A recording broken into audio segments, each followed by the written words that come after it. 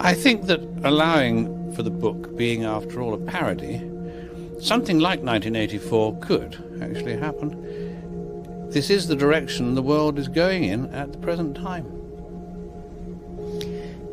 In our world, there will be no emotions except fear, rage, triumph, and self-abasement. The sex instinct will be eradicated. We shall abolish the orgasm. There will be no loyalty except loyalty to the party. But always there will be the intoxication of power.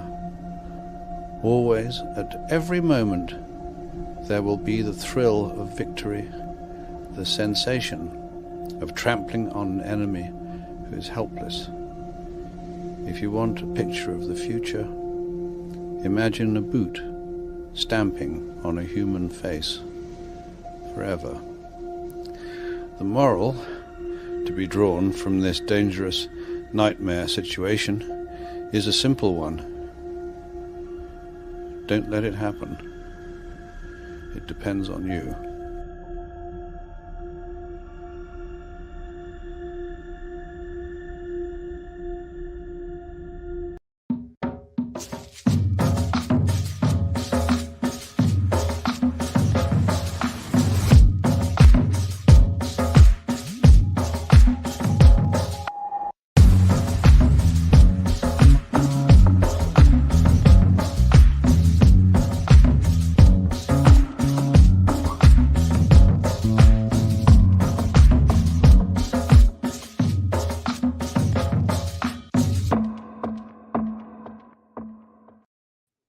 What's going on, everyone? It's Nina Infinity. Welcome to my channel. This is Breaking the Narrative, and tonight my guest is Gary from Nerdrotic. Hi, Gary. Hi. Hello. What's up, Nina? How's it going?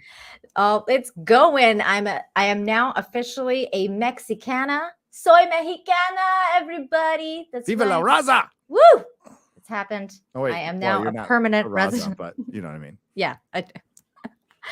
I am now a permanent resident of Mexico. I had to get up at like 8 in the morning to go to get my picture taken. It wasn't a fun time because I was like on 4 hours of sleep, but I did it. I made it. It's happened. I adulted. I did it. I'm here now. And I feel like things have gotten done. Yeah. How are you doing? I'm great. You know, in our little conversation before the show, you mentioned something that I thought was really interesting about voting in Mexico. What is required to vote in Mexico? You need to learn how to speak the language. No. Yes. What? You need to learn Spanish. What? Intermediate level, not beginner, intermediate. You need to know how to read and write Spanish before you become a citizen. That's crazy. Mm-hmm. Oh, also you have to have actual ID. An ID? What? No. I know. Shocker. Shocking. Isn't that so crazy? Oh my God. I can't believe they're still doing the whole well, I think the new date now for you guys is April for me to come into your country legally. May 11th, COVID will be exiting the building. Oh. They got the exact, well, they asked it and they said, well, we're going to leave May 11th. All the little germs, all the little COVID-idiot germs. Okay. I wish the COVID-idiots would go with them. But apparently it's May 11th. You can all, that means you can make, that means you can't make the meetup. That sucks. I know. Isn't that so shit? It's like every time. I'm like, well, every time I get my hopes go up. to Orlando. Maybe. Oh, yeah. Orlando. Yeah. Well, Orlando is closer to me anyways. So that's great. Yeah, you can just get in a canoe and just go. Not far. I could. I really could. Gaming or what for $2 is Hail Nerdrotic and Nina. Thank you. Hello. Hello, everybody in the chat. Thanks for being here, you guys. Please smash the like, share the stream, all that good stuff. The Z Uber Geek says Spanish is basically made up anyway. This is, I guess, is that because you're British? And then I don't know. I don't get it. Is it made up? I don't know. It's made up from Latin, like all of our language. Yeah. Sophie's saying hi. Hi. I like. I mean, I'll be honest. It sounds a little better. I like it. It's a Spanish good language. and yeah, it totally sounds better. I like the word Spanish and mañana. French. Yeah, Like, yeah. I don't know. It's just that it's a very like it just rolls off the tongue. It's a good language. Gary, there's been so much going on. Like I took a mini vacation because my mom came to visit me for my birthday. That was January 28th. And then all hell broke loose. What the frig? What Yeah, is when going you ever find on? yourself in like YouTube, in a YouTube lull, you know, things are kind of like January was a lull for pop culture. You just take a vacation, you come back, and all the shit happens. It's gone insane. Yeah. Well, especially with the whole censorship thing, Eliza Blue. Wow.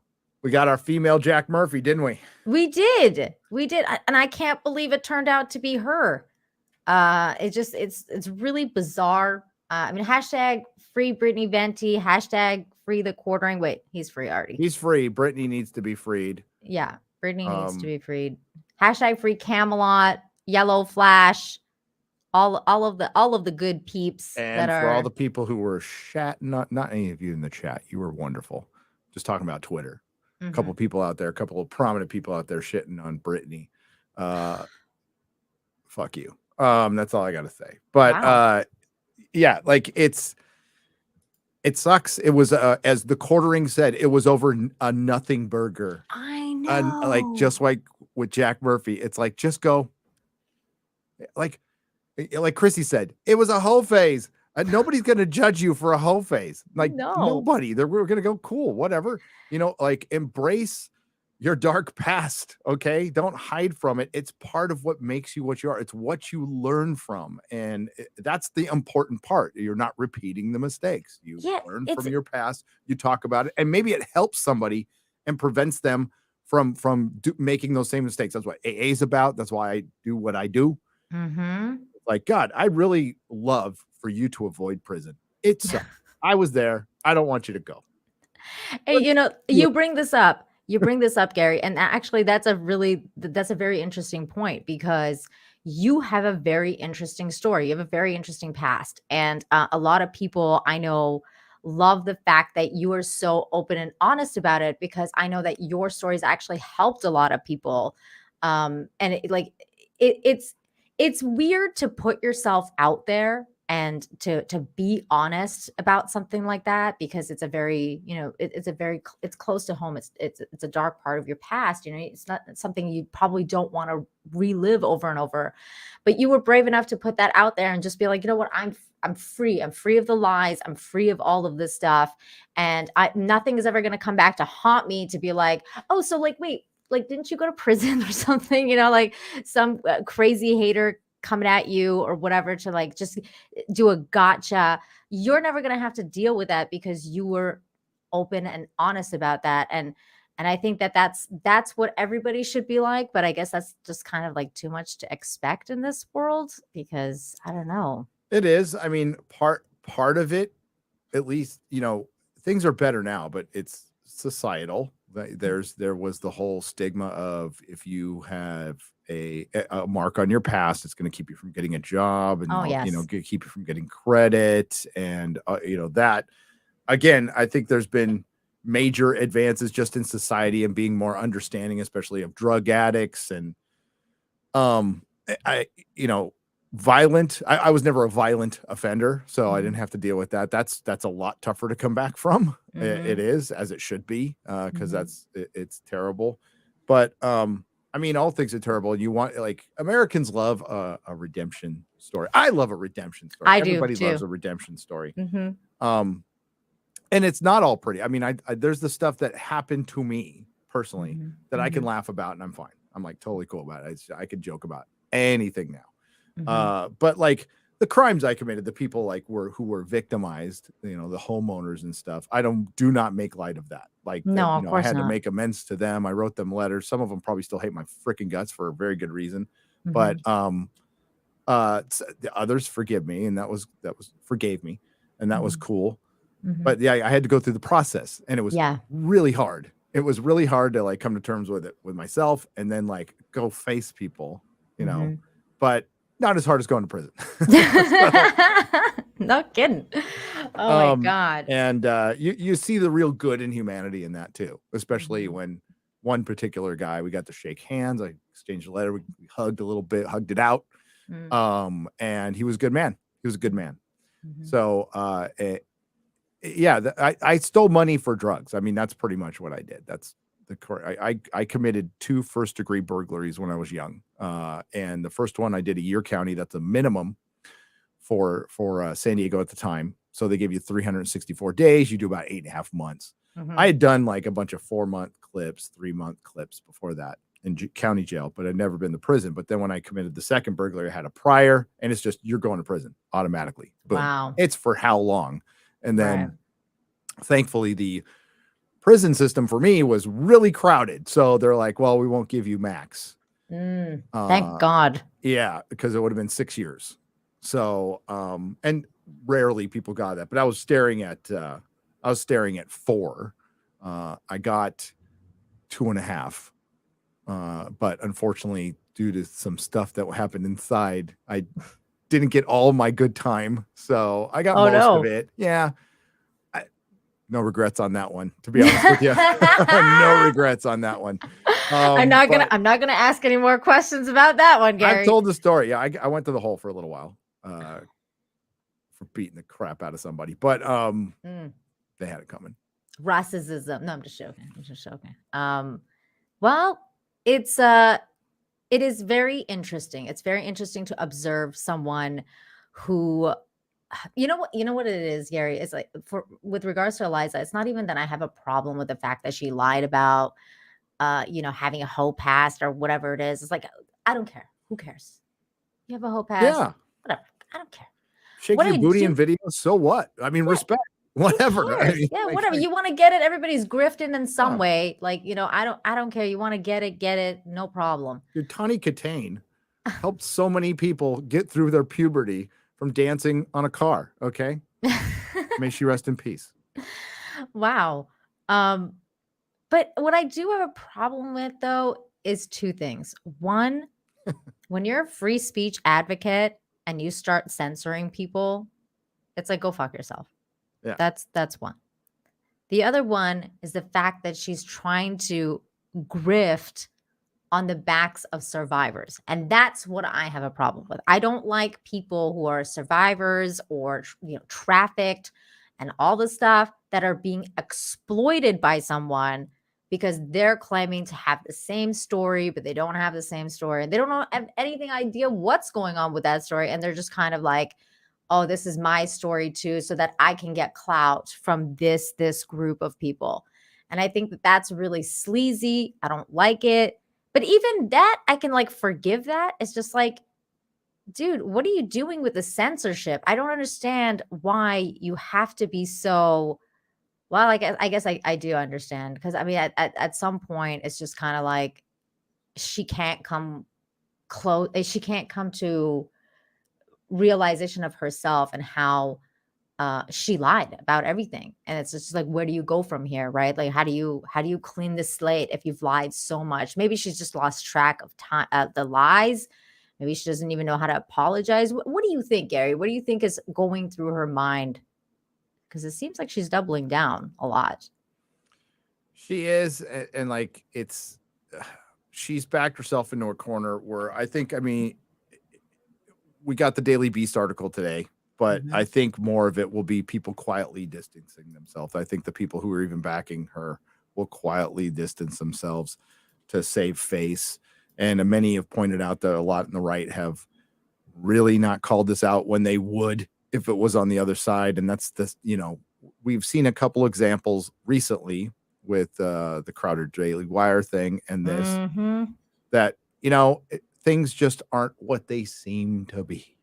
And we always have to be wary of that. And I mentioned that a couple of years ago. I said, once the winds of change start happening, you're going to see a lot of people come on over back to the side of common sense, because that's going to be the cool side again. When it wasn't the cool side, it was the very uncool side. It wasn't the establishment side. And, we're still seeing a resistance to that. But what's going through her mind right now is just survival mode, which she's probably pretty good at. And I think it was just I'm not trying to get her off the hook. She knowingly, in my opinion, lied. And in doing that, victimized victims again. Like the whole thing is this, what's being lost in this is there's real trafficking victims who are just being forgot about because everybody's focusing on Eliza Blue, right, who might not have helped anybody. What she was probably, again, this is just pure speculation, was a sex worker. And instead of saying traffic, just say, I'm a former sex worker and I want to advocate for people to get women out of that because it is a trap. There is horrible abuse, slavery, drugs, all kinds of crazy shit that happens in there. And if you're helping women get out of that, that's a good thing. Is it trafficking? I don't know. No. Trafficking is like what I donated to yesterday was Operation Underground Railroad, where children are being trafficked and teenagers are being trafficked against their will. They are literally being kidnapped and taken across borders. And then there's a bunch of crap going on here that we don't know. That's work, sex work, all kinds of crap. It destroys that. It hurts the movement, just like Me Too. So many have brought this up. Like Me Too started out legitimately. Like Harvey Weinstein was a piece of crap. I'm sure that guy's had people whacked. And there was a lot of women and men who went right along with it. Jennifer Lawrence. but what happened later is the actual victims got drowned out by the opportunistic pieces of shit in Hollywood who wanted to use it to get rid of an enemy or advance their career, including, in my opinion, a Mrs. Jar Jar Abrams, who created a whole organization and helped amass her husband a lot of money and power. I mean, I'm sure it's all a coincidence that the guy who preceded Hamada, I'm forgetting his name, was Me Too'd out the door for having sex with an actress. But that was the provision that Jar Jar Abrams' wife put on the contract that they signed, the $500 million one. That guy's got to go if my husband's going to sign and do absolutely nothing for you for $500 million. Wow. So yeah, that's the kind of crap we see all the time, and it's just going on with Eliza Blue on a much smaller scale. Clout goblin, I guess, is the best description for it. And even with all of that, the thing I have the biggest problem with, because you know what, people need to vet people, you need to get to know people, you know, is silencing Britney for asking a question, and then the Cold Ring, and then Yellow Flash, and then Camelot, you know, who are just trying to show support for Britney, and Britney's still locked out. And then the whole Elon thing, and it just exposed Twitter as the same. It's crazy. It's great. Well, and then there's like some weird thing going on about with Twitter and this whole like I don't know, privating your profile thing. You know what? I'm done. Like I'll still tweet. But I see people getting really upset with like, I'm not getting the engagement. Okay. So, that's my mind's like, all right, I'll go to more work for YouTube. Great. You know? I mean, I don't even know like what the correlation is, but it's just like this really weird timing with like this going on. And then all of a sudden it's like, oh, like we need to private our profile so people can see us and like all this stuff. What? Like, why are you addressing this? This is so, I don't know. I need to make it so you can't retweet anything I say. And I can't retweet people for you to see me. What the hell is even the point? God, what person on Twitter yesterday said, I'm going to delete my account for more engagement. That was the best. That's a good one. That was a good one. I'm like, who cares? Who cares? I mean, you know, it sucks. We thought we got a platform back, but we really don't, you know. You know what? We're on our own. No billionaire is going to come and save us. No billionaire president is going to come and save us. They might do some good, and that's all we can expect with them. We should not expecting Elon or Trump or DeSantis or anything to be a savior is unfair to them and to us. We need to get ourselves out of this. This is a deep freaking hole that a lot of apathy, mine included, I will use I statements here, got us into. And we just need to engage and not expect people to fix it for us. Well, and that's the thing too. Like, I mean, politics is just such a corrupt beast anyway. Like no matter what side you pick, there's going to be corrupt people on each side. And then usually when people really kind of pick a side, that's why it's really funny to me when people are like kind of make fun of centrists, like, oh, you need to pick a side. It's like, well, what side should I pick? This corrupt side or this corrupt side? Like, they're all the same. They vote the same way on very major issues that they need to. It's just like, or they shouldn't vote on. They do. I mean, this is the kind of thing that Jane Theory always brings up about like how like what they do behind closed doors is very much in line with each other versus what they say in public. And it's a very like where do you go from there? It's just the swamp is so muddy. And I mean, you had people like somebody like Donald Trump come in and be like, oh, I'm gonna drain the swamp, and then, well, nothing happened. Like here we are. Here the swamp is still there. The swamp was in his cabinet, and it was very difficult. Yeah. I don't think he realized. No, it probably did. And like, good on him for having like the balls and the ego to try to fix it. You know what I mean? And it's going to take a major asshole to try to fix it. We don't need some nice guy. It's not going to fix it. Maybe later. I hope we get that. I hope we get a great unifier later, but that's not what's going to fix this right now. Oh, dude, the great unifier is going to be like, that next, the Antichrist. Yeah. I didn't even want to say the word. I'm like, oh my God. But it'll be Damien. Yeah. Oh my God. Yes. Yeah, that's such a good movie. I love that movie so much. Sam Neill as growing up Damien. Yeah, that's good shit. Thank you so much for the rose, Miss Teresa, Miss Martin Muses, who's probably going to be hanging out with us this Sunday as we review Tulsa King. Yeah. That was a good show. I can't wait to talk about it with you. Such a good show. I'm going to binge it again on Saturday. Can't wait. Everybody watch it. Tulsa King. Gary's going to be back here Sunday, 5 Eastern. 5 Eastern, right? We said 5 Eastern? I think we did.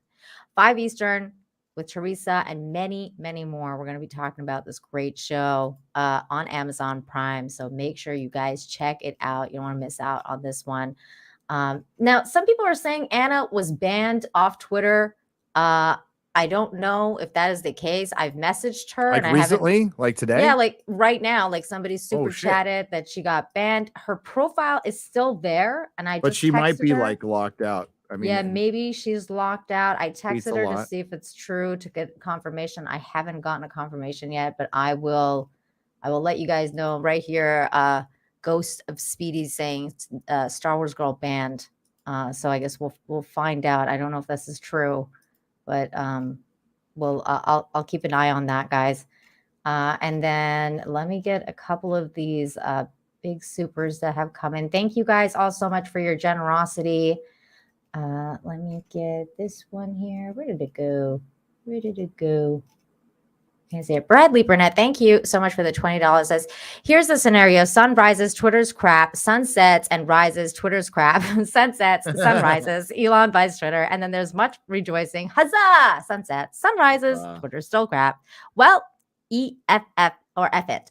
Thank you, Bradley Burnett. And I totally agree. I mean, it's just so crazy that it just ended up being literally like meet the old boss, same as, or new boss, same as the old boss. It's just like, I'm going to be making a video on that. Let's just say I have some things to say about Mr. Elon Musk. I don't think it's cool. Like the people that he put in charge and just took off. It's just literally like the same freaking people. I don't think people know quite what's going on with how everything is just the same shit. Yeah, and you want to be like, maybe Elon doesn't know everything. He's busy running other things. And court, blah, blah, blah.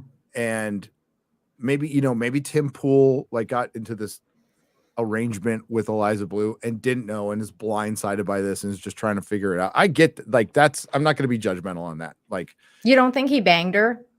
Who cares if she did? I mean, like, I honestly fine. That's everybody's saying that. Everybody's saying he banged her and then gave her a Tesla. I'm like, oh, for Elon? Yeah. He's got 12 different kids by 12 different wives or something. Women. It's like, and he banged Amber Turd. She's up his alley. I mean, I can see it. She's really hot. I mean, she's crazy and will kill you in your sleep. But I mean, to say Amber Heard isn't hot. I mean, she isn't anymore. She like even She a hit the 10 once they come off as being pieces of shit, it drops them down at least 3 points. Yeah. What do you say, Chad? 3 points? Yeah. I would say 8. So yeah. Yeah, you go from a 10 I'm being to generous. an 8. Yeah. I'd say 6. I don't know. But you know what? I'm a girl, a 5 whispers taxation is theft in your ear, and they're an instant 10. This is true. This is True true. story. Well, for people who think that, I guess. That's my love language. Aw. People are saying all sorts of numbers right now. 15. She's a 6. 15. Wow. Oh my He's God. like, I don't give a shit. It's Amber Heard. She's hot. I think that's what Elon Musk was thinking. Yep. I mean, I'm not going to judge simple. any guy on that ever. Okay. I have no business. I have zero business doing that. Oh my God, hilarious. Thank you, Zeeks, for the 1999. I'm the same age as Gary. Had to give some props for the 20 Kitan reference. Yeah, Tawny Kitate from San Diego, from La Jolla. She passed away, had a rough life, but man, that was a 10. That was a okay. Now I have to straight look her up. 10. I don't know. I'm not. White I'm Snake too videos. young. Oh. Here I go again on my own. Oh. Going down that open road. Let me see her. Mm-hmm. Oh, wow. She's really pretty. Yeah. Wow. Yep. I could see it. I can see it. She's like OG, man. She's OG 80s. Yep. I mean, I recognize her instantly when I Googled her. I'm just bad with she names. just passed away a couple of years ago. There she is. Yeah. Beautiful. The fact that she's no longer in the world kind of sucks, but yeah. David Coverdale. So many his good band's ones. name was White Snake. God, I love the 80s. I loved it when metal bands sang about getting laid all the time. And then it went into grunge and everybody died from heroin overdose. Oh, that was shitty. Yeah, that wasn't fun. That wasn't I like a some good of time. those bands, but come on, heavy metal's funnier. It's a lot more fun. I can't get into heavy metal, Gary. I've never gotten into it. I was more of like the hip hop, R&B scene, classic rock. But the heavy metal, like the crazy. I mean, I've gone to mosh pits, Gary. Can you believe it? I've done it. It's just Not your thing. It's all right. I'm not an R&B guy. Yeah, see, it just wasn't my thing. But I've done it all. Like Motown. Yeah, Motown. Yeah. Like now we're talking. But Motown's awesome. Yeah. Yeah. It's like old country. Motown and old country are the shit. They're good. I can't believe I've actually been in like a middle of a mosh pit going crazy with a bunch of white people. I was the only like brownish looking person there. It was funny. Dude, people love metal in Mexico. Like South America has like kept metal alive when it was I'm farting out up here. But yeah. This is true. They love metal here, but in Canada, that's where I was doing.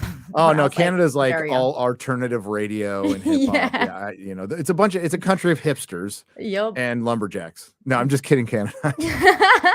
Don't kill me. Okay. Don't forget hockey. I'm kidding. There's so many good people in Canada who tried. They really tried, especially those truckers. Yeah, Dan Vass kept metal alive in South America, single-handedly, even with a man bun and a whale bone. He's amazing. You know what's so funny is my husband looks really similar to Serge from System of a Down. Oh, really? Yeah, like they could be brothers. So wherever we go, people are like, "Oh my God, are you Serge? Can I have your autograph?" Literally everywhere we go. And then wake up. Yeah, and so like he didn't even know who this guy was. And I was like, dude, I can't believe you don't know who he is. Hey, the drummer listens to us. Oh, he does? He does. That's awesome. I got a message on Instagram. Well, I visited his do I have the sticker? I don't have the sticker. He owns a comic shop in Anaheim and Las Vegas. Go to it. They're very good. Torpedo Comics. Oh, there you go. That's so cool. Yeah, no, he's super based. That's awesome. Yeah, everybody thinks my husband's him. So then we'll I would just roll with it. He does. Now he's like, yeah, no problem. You want to take a selfie? Sure. He starts I'm the lead singer of System of the Down. And he calls it System of a Dow. And I'm like, it's not Dow, it's down. Like it's not the Dow. It's pretty funny. That'd be funny though. He's like a stockbroker. I'm the System of the Dow. The Dow Jones.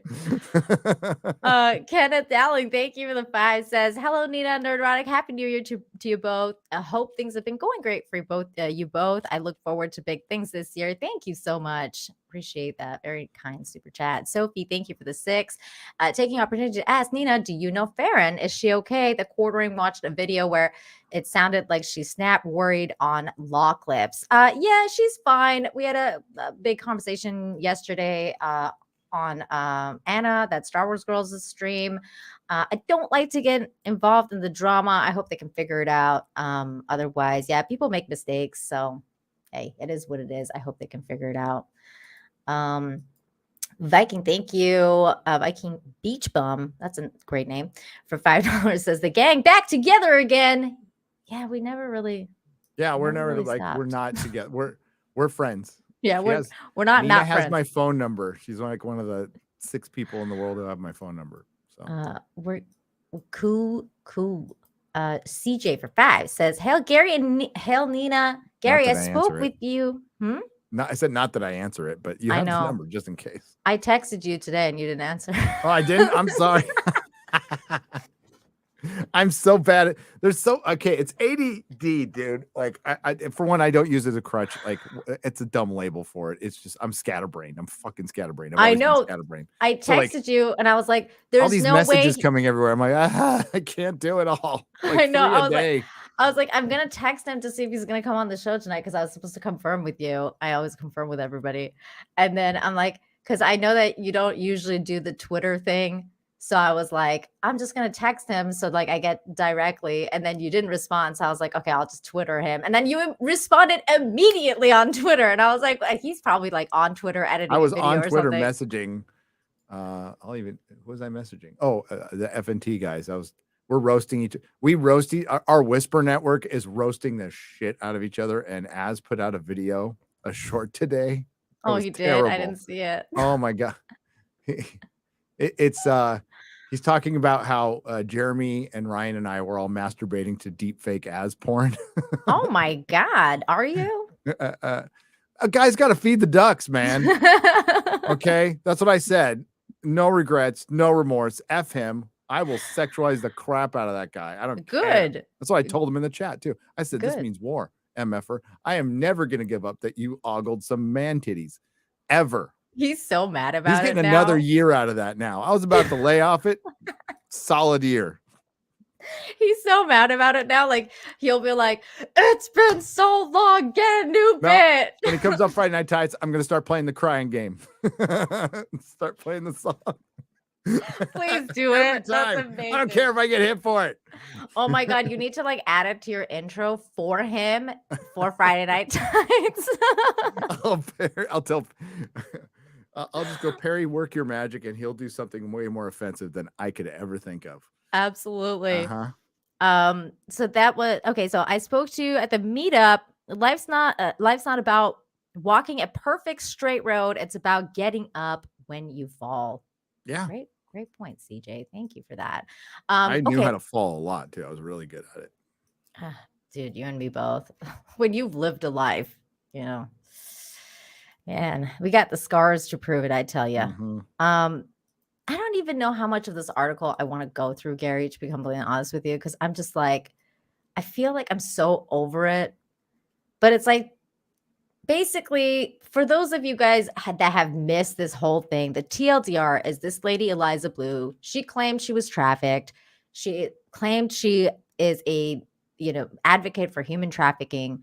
Then when Brittany Venti, shout out Brittany Venti, decided to just ask a very, very simple question, a couple simple questions, because she found somebody sent her a thread where her video, Eliza Blue's public video where she's twerking her ass or whatever, half naked, is there. And the timeline didn't add up with her trafficking story. So Brittany tweeted out a picture of the image and asked a very simple question, like, can you just kind of clarify this? And you don't even have to go into detail, Brittany said to her. I know it might be a traumatic thing, but if you could just clarify just a little bit, that would be great. Bam. Her account was gone, suspended. Yep. Just immediately after that. That's basically the TLDR. After that, the quartering kind of picked up that because this is censorship. This is a crazy story. Brittany Venti is a YouTuber, as a fellow YouTuber, and obviously the quartering wanted to stand with that, and he always does this. Like, Jeremy's good people. I think as long as I've been around in this sphere of YouTube, since I found you, Gary, like, it's been 3-4 years now, even before, I always seen Jeremy stand up for everybody. If he thinks there's if he thinks there's something wrong, he'll stand up for that. And like, he'll be like, okay, you know what? Like, we need to talk about this. We need to talk about that. Same thing would happen with Melanie Mack. Like, I remember when Melanie Mack was being canceled, he stood up for her. And then like everybody started going at her, being like, oh yeah, the quartering is a piece of shit and he's standing up for you, so you must be a piece of shit because he has so many haters. It's just like this whole thing. But anyways, that's beside the point. The point I'm trying to make is go after Melanie Mack. I know. What are you going to go after? Butter? Yeah, God. Her workout, that like her being healthy? For her being Christian. It does piss being Christian. Yeah, that pisses a lot of people off, being healthy and Christian and eating butter. And those butter eating Christians. And looking like a real woman, and saying that there's only 2 genders. That kind of thing pisses a lot of people off nowadays. It's like, okay, good. Like, she knows biology. She does. Basic biology. Very, very basic. Yeah. But yeah, so the quartering picked up that mantle as he should, because he has a huge platform, and talking about censorship is something he does often. And at that time, he was kind of, just very casually being very friendly with Elon Musk, and just kind of like, hey Elon, let's be friends. That's my impression of the quartering. I know it's terrible, but he wanted Elon to follow him and things like that. And then he started to notice, there's some really major problems with the people that Elon is choosing to associate himself with. So he made a couple threads about certain people like Ian Miles Chong and other people that he's trying to hang out with. And then now Eliza Blue. So of course he's just like, well, what the hell is going on? And then he gets banned immediately, which was crazy because Ian Miles Chong defends her like immediately, because one grifter has to have another grifter's back. Yeah, that was crazy. I'm not a big Ian Miles Chong fan. I'm not. I mean, I'm from when I found out the story, I was like, oh, this guy's a piece of shit. Like that's terrible. But it's a very, very it makes sense that Jeremy would do this though, because it's in his wheelhouse. He and this is what he does. He stands up for people who have a less bigger platform than he does, and he signal boosts these people. And then after that, of course, Camelot, Yellow Flash, everybody kind of got in on this. Like, let's tweet this out. Let's make sure everyone knows what's going on. And then, and here we are. Everybody's still banned except for the quartering, which, I haven't caught up. Did he delete the tweet, Gary? Do you know, or did Twitter delete it? I honestly don't know if they let him back or not. I've heard 2 versions, and I unfortunately, I'm sure he brought it up and I missed it. Yeah, I think I missed that. I don't like if he deleted the tweet, fine. Like, I don't care. I was telling if you guys have principles, you don't want to do it, then do it. But I told Yellow Flash, I'm like, just delete the tweet and be a pain in the ass in other areas. That's what I would do, but not everybody would do that, and I respect that. Well, and that's the thing I told Brittany Venti, because we were having a discussion behind the scenes, and I was like, dude, like, because she was like, do you think I should delete it? And I was like, I would, but then I would go scorch earth. Like, I would be kind of like what the quartering did. Yes. I'd be like, I'd just come back to get banned again, but in style. That's style. In style. Thanks for letting me back now. Yeah. That's exactly what I would have done. Like, I would have done exactly what the quartering did. I'd be like, okay, I'm going to plan my story. I'm going to make a Twitter file, and I'm going to go in one go, and that's it. Like, you know what I mean? Like, because if it gets banned, it's done, right? Like, that's the thread. It'll be out there. It'll be on the internet. And then that's the one. Now he's doing it in multiple parts. I would have done it in one just in case they're going to take me out again, But he's doing it in multiple, and he did another one today. And that's where it's getting a little bit interesting for me, because originally when this stuff started to come out about her, I was like, people need to follow the money. Like, where's the money? Where, like, because she's claiming she took money for charities that she's created. Where is this money going? Where is this a humanity house? Like, is there a property? Why isn't somebody going there to look at it and kind of like, talk about it? Interestingly, Gary, I don't know why, but her weird humanity house that she talks about really reminds me of Ezra Miller's weird cult that he's created, because he talks about how he's on a farm and he's helping all these people that are like, trying to find themselves or whatever, and he's recruiting them. There's a lot of familiar words that she uses, and so does Ezra Miller. I know they're completely different, but it's just kind of like very interesting how they're kind of the same as well. Now, this article dropped today. And I think it's really interesting because this is probably, this is actually the second major article to drop about her. The first one was a very, very milquetoast article that shout out to Anna, that Star Wars girl, for sending me this last night. It's an archived article from the Red State. Oh, the one that they pulled. They pulled this. Did they talk about why they did? Because I like the Red State. I wonder if they got threatened. I think they, from what I understand, they got threatened with a lawsuit, and they pulled it. But the crazy part is that this article literally does nothing but chronicle what we just talked about.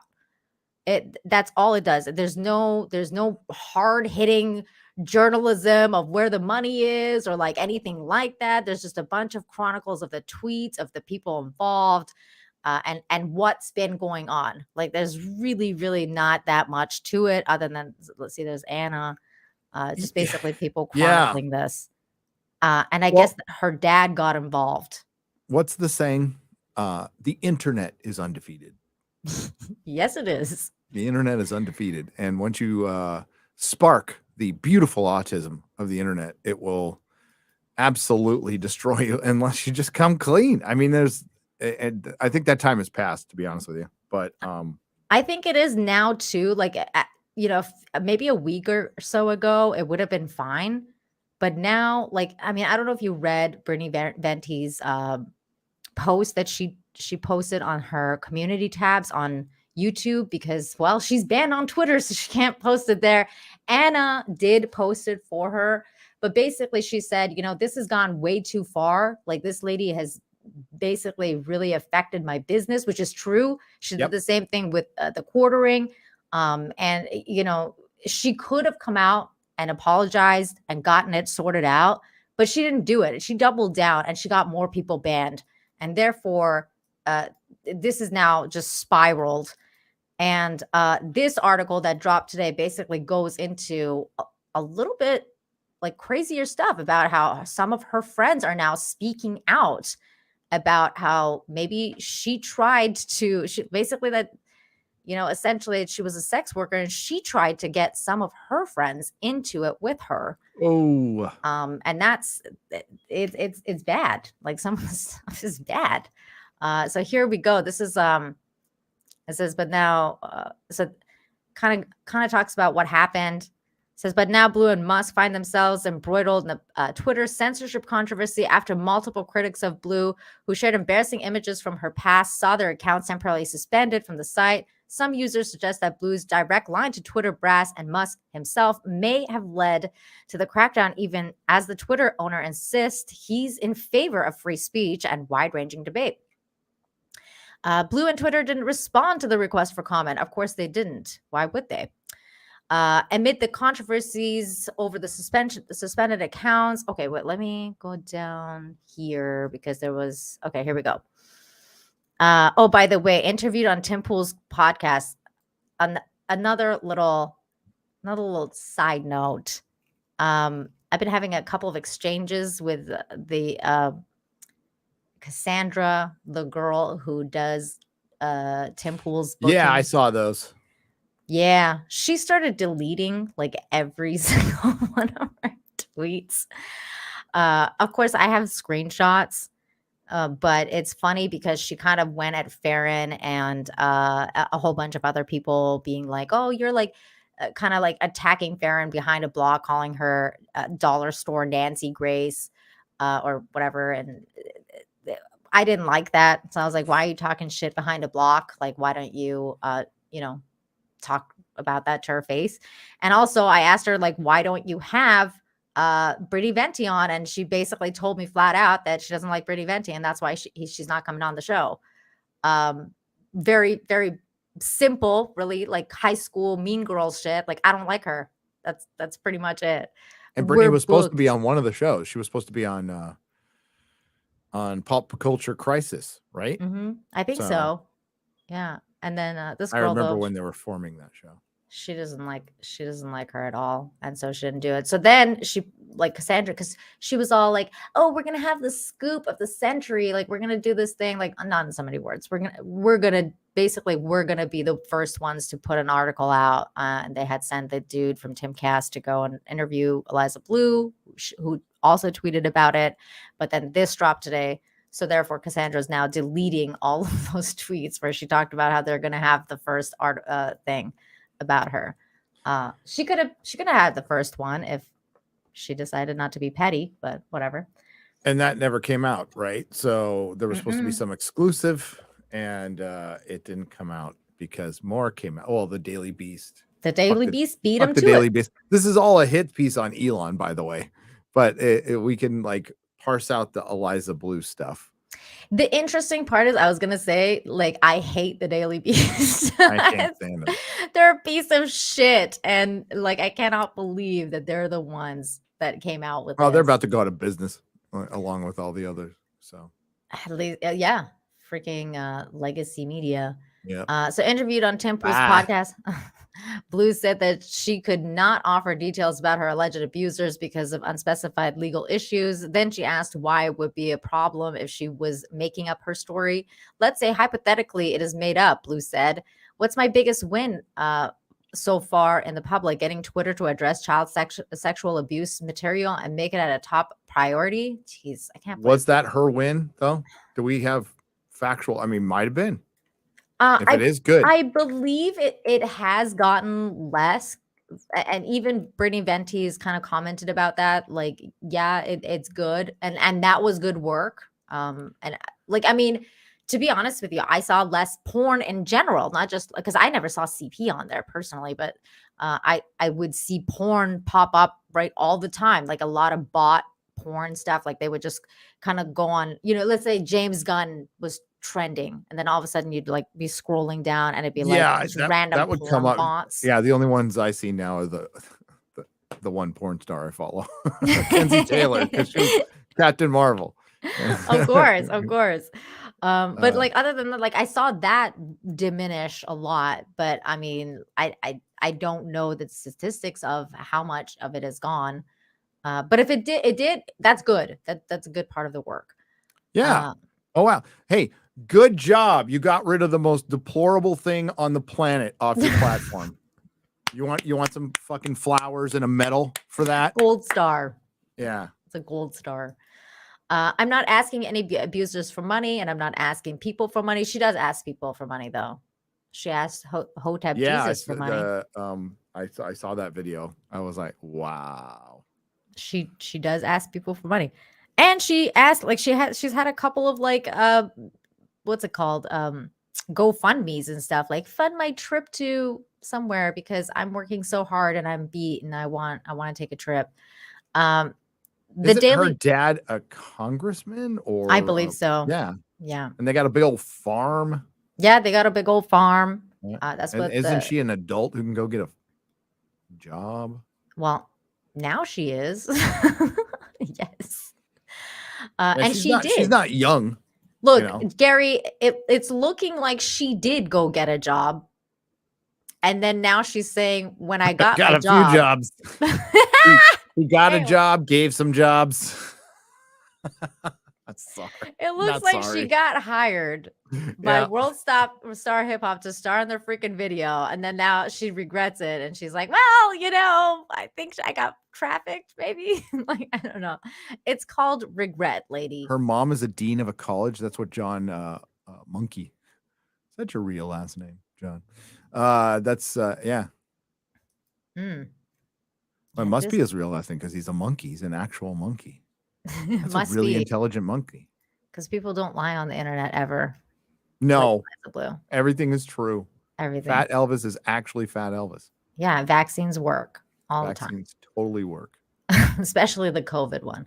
Yeah. The Daily Beast pieced together a rough outline of Blue's. Okay, I don't care about this thing. I just want to know about the part where she talks about her friends. Her friends start talking about, when I stepped away from my gang, my traffickers lost money, Blue said in the 2020 interview. And then they want that money back.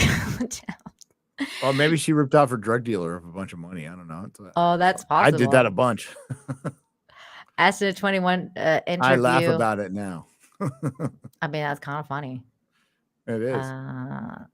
Blah, blah, blah. Where is the part where she talks about how she tried to get her friends into the scene? Okay, here we go. Wenzel, a one-time friend of Blue, who says she has known the anti-trafficker activist for more than 2 decades, doesn't think Blue's account is accurate.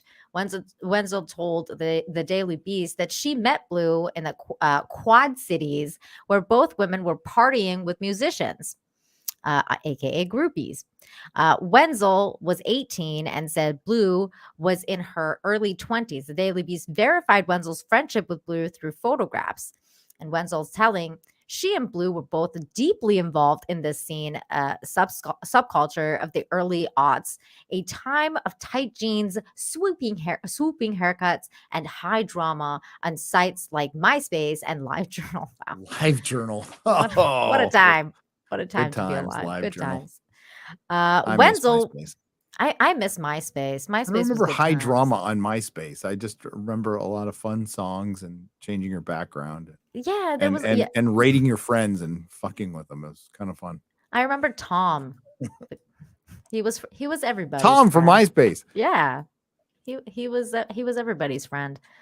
Wenzel was trying to hook up with a member of one of her favorite bands on a tour bus in Iowa City when Blue stepped on board. The two young women realized they had mutual friends and had shared interest in music and the men who made it.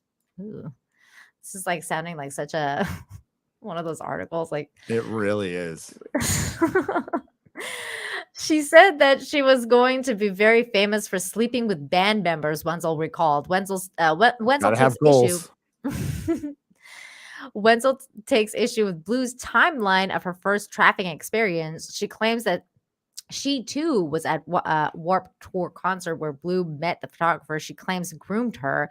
But while Blue said that she wasn't even 18 when she met the photographer, Wenzel insists that Blue would have been in her early 20s, putting the date of the concert sometime in the early 2000s. Her timeline is just so weird, Wenzel said, noting she believes that Blue appears to be lying about her age in certain articles. Well, I mean, women usually lie about their age when they get to a certain point. But this is way crazier than that. Blue moved to Los Angeles, but Wenzel doesn't remember hearing about her old friends being trafficked. Instead, she said Blue unsuccessfully tried to convince Wenzel to move in with her in California. She did not recall Blue calling home to the Quad Cities with tales of being addicted to ice or living with trafficked group of transgender women in the Hollywood Hills.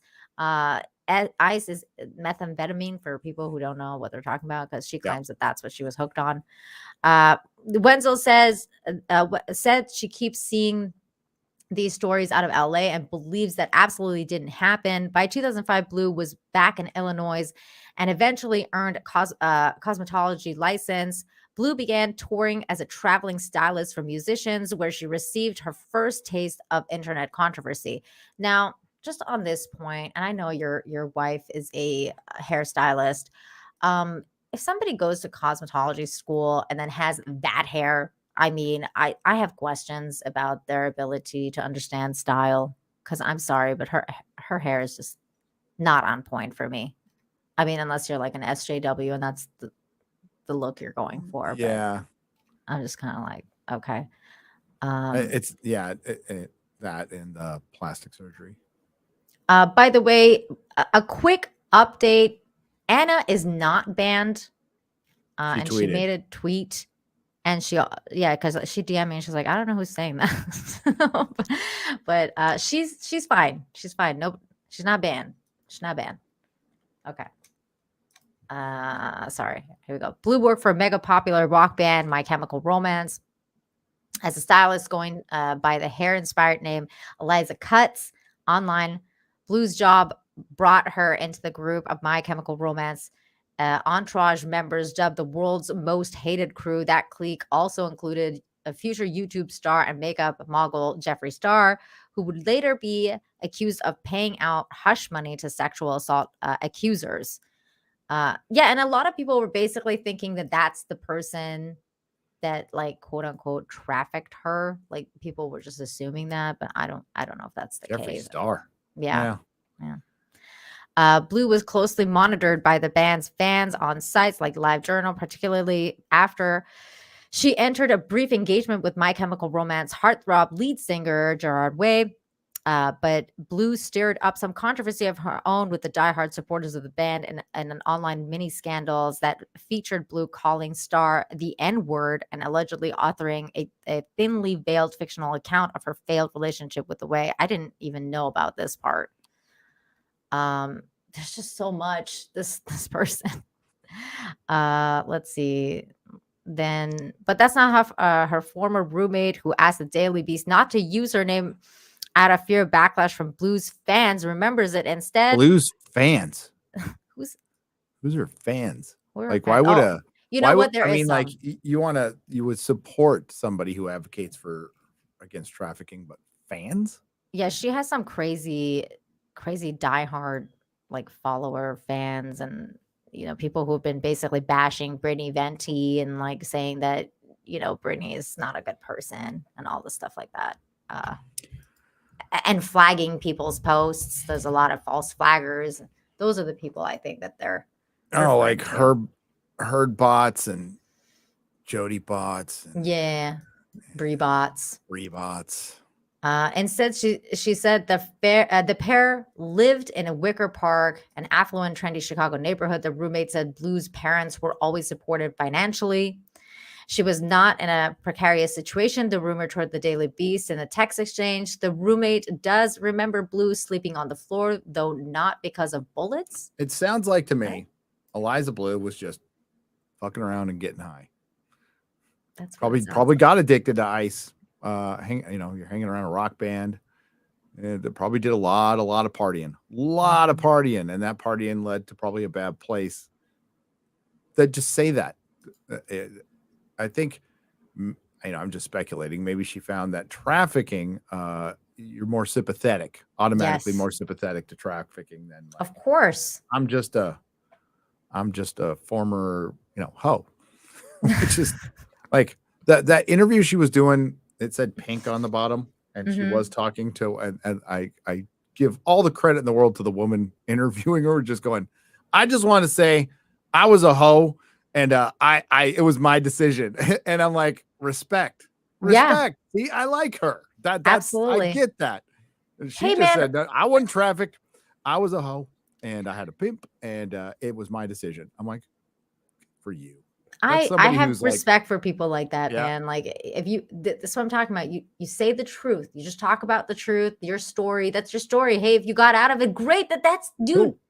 There's a lot of courage and strength that comes with something like that. When you quit meth, when you quit being a hoe, when you have a pimp and you leave that life, like there's a lot of strength to go with something like that. You should be proud of something like that, instead of just being regretful. But hey, she slept on the floor by choice because she was into these floor pillows at the time.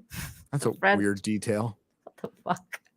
What's a floor pillow? Am I missing something with a floor pillow? Well, I mean, I think they have it's kind of like the it's kind of like a body pillow, but it's like those I think it's those the really long fluffy ones. I think. I don't know. I told Az to make body pillows forever, and he never did it. I think it was missed opportunities. He's just taking his time. She eventually bought a bed. Okay.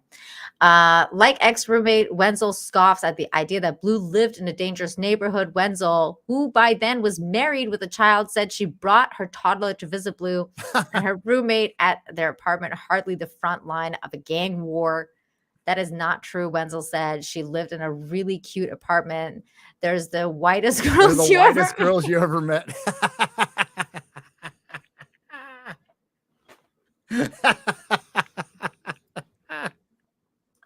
Why is that so funny? I don't know why that's funny, but it's really funny. Well, especially when like in the older interviews, she's all talking like this. Shit, man. Fuck. I'm hard. You know, it's like, what the fuck? She's like talking all in bonics, and you're like, dude, you didn't grow up in the fucking hood, man. Yeah. So I'm talking like I mean, I lived in the Fillmore for a year in San Francisco. You don't see me out. What's up, motherfucker? You know? Yeah, I mean, I remember, like, I have a kind of a bit of a dark past too. Like when I was, when I was like 15, I hung out this place called The Key, and we were called Key Rats. So that's like basically the Key is like this place where the ferry comes in, and it's like the buses go from Vancouver to North Vancouver, and like all the like the little teenager hood rats and stuff. We would all hang out there, just doing the Vancouver life and all that stuff when it wasn't legal, and things like that. And then bad things happened. That was a native property, so we would all run there if the cops showed up, and so like we would just run to the res, all that kind of stuff. We talked weird like West Side and all that stuff. Like all these Canadian kids in Vancouver. West Side. We represented. But hey, that's what I'm saying. We all have pasts. There's nothing to be ashamed of. Shit happens. But if you get through it, you get through it. Yep. So then that's not actually true. Wenzel said okay. Around this time, Blue resurfaced online as Eliza Seep. I don't know how. Seep? What is that? I don't know. I don't know how to say blue. She spells it wrong. I don't know what seep is either. I heard Brittany say that the reason she used Eliza Blue is because she met somebody named something Blue, and then she stole her identity. Yeah, that's what she said. Yeah. I was like, what? Oh, that's crazy. Oh, Brittany has case files on this. I know. And so does Anna. Like, man, I feel like Anna, that Star Wars girl, missed her calling as an investigative, like a PI. Investigative savant. Yeah. She Brittany, needed to be a PI. They both needed to be a PI, man. Did you ever see that? I don't know if you ever saw that, Gary, that video Anna made about Henry Cavill and his girlfriend and like the rabbit hole. I don't. This is girl stuff. Like we had to create Garrett had to create a category on our Discord. So the girl, because I've hired all these women now, and they want to talk about Liam Hemsworth and what's her face, Wrecking Ball girl. Oh, Miley Cyrus. And there was this big gossip thread, and Garrett's like, these freaking hens, like, go in the hen house. Yeah, go. Yeah. So we made a hen house. Okay. Makes sense. Hey, when something like this happens, you guys are like, like you get your death grip on it. And I respect that. I respect having your death grip on something and having the weaponized autism to go. Cause I mean, quite frankly, that's my channel going after Hollywood. So I respect it. I just don't understand it. Guys don't talk about relationships. We just never do. That's what we're all about. That's why we like the weird, mind hunter kind of shit. Like we like crime novels and you like that horrible, dark, shit. Unsolved crimes, horrific murders. Like, damn, girls. It's the psychology. Like we need to know how the psycho mind works because we can change them, and if we figure out how they work, maybe we can finally change the one. That's the point. Anna is awesome. Everybody, you got to check out. Look. If you're into the whole Henry Cavill drama, you got to check out her video. That's all I'm saying. I defend Henry in my next video. I like Excellent. him. And we're going to talk about that really soon. I'm going to give you a conversation between me and, like, say, Ryan or somebody about relationships. Okay. How's the old lady? She's good. Okay. That's it. That's it. I was waiting for a longer conversation. Nope. That was the entire conversation any of us have ever had about partners. That's literally my husband too. Yep. I'm like, that's dudes. Like they just don't go into detail. They don't care. Like if you're a dude and you go into detail, like the other dude will look at you and be like, I don't care. Like I just wanted you to give me like, yeah, good or no. Like I really don't care about your details. The only time a guy will ever talk about it if there's like a real bad problem. But that's right. It. Yeah. Otherwise it's like, hey, we're good. Like really serious shit. So anyways, and I think you women just want there to be something wrong. That's me. Can't just chill out for a minute. Just kidding. Women like drama, Gary. Newsflash. No. Really? Yeah. I got news for you. I got news for you. But she soon move on to a new name. God, I'm so bored of this story. I hate her. Bimbo PI. Yeah, Brittany should be Bimbo PI. That should dude, that should be her next channel. Yeah. Bimbo PI. I like it. I think she should do it. I'm down with that. Anyways, this chick goes into how some of these other people talked about how basically she tried to drag them into it.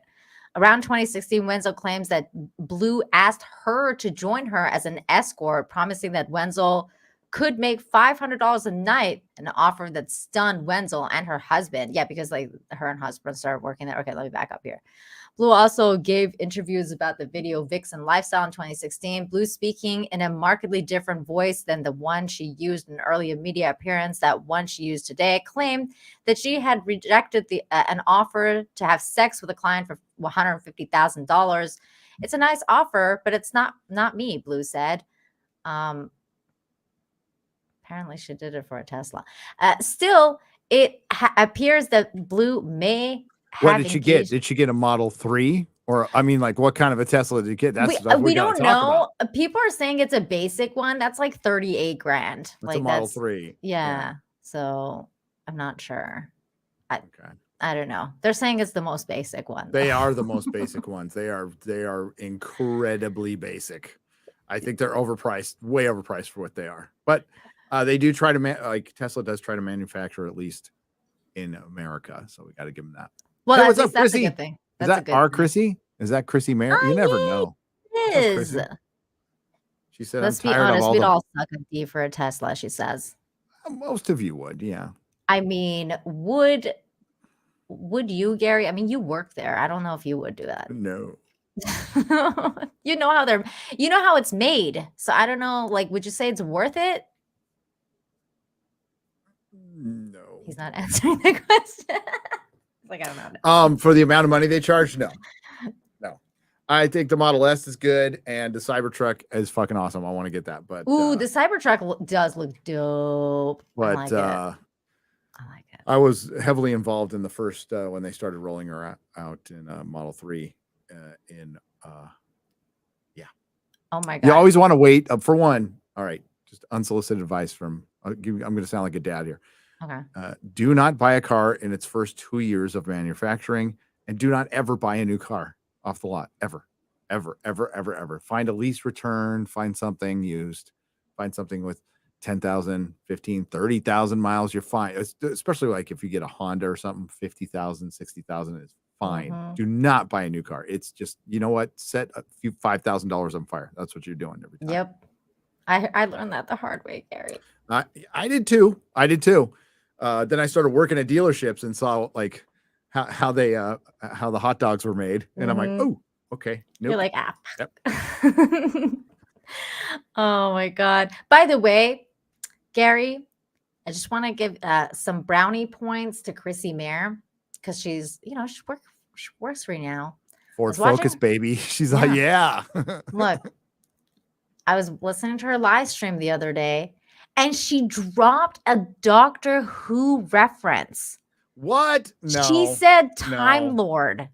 I lost my shit in the she chat. Said Time Garrett. Lord, and it was like in context. Yes. Holy shit! I'm so proud of you, Chrissy. Amazing. I was so proud of her. I was like, she's hanging out with Gary. That's amazing. She did. I'm telling you, man. It was you would have been so proud. And she did it right and everything. I'm proud of you, great. Chrissy. It was great. Yes, she did. She said Eliza dresses like a Time Lord. That's what she said. And it was great. I guess modern will be Time Lord. It's Time Lady. Time Lord. You can say Time Lord. I mean, honestly, right now it's Time Lord. So I'm going to say she got it accurate. Yes. Time Lordess. No, there we go. There's Time Ladies and Time Lords, but in the modern Doctor Who, it's all Time Lords now. Yeah. Oh my God. Are you excited for the new Doctor Who coming out? No.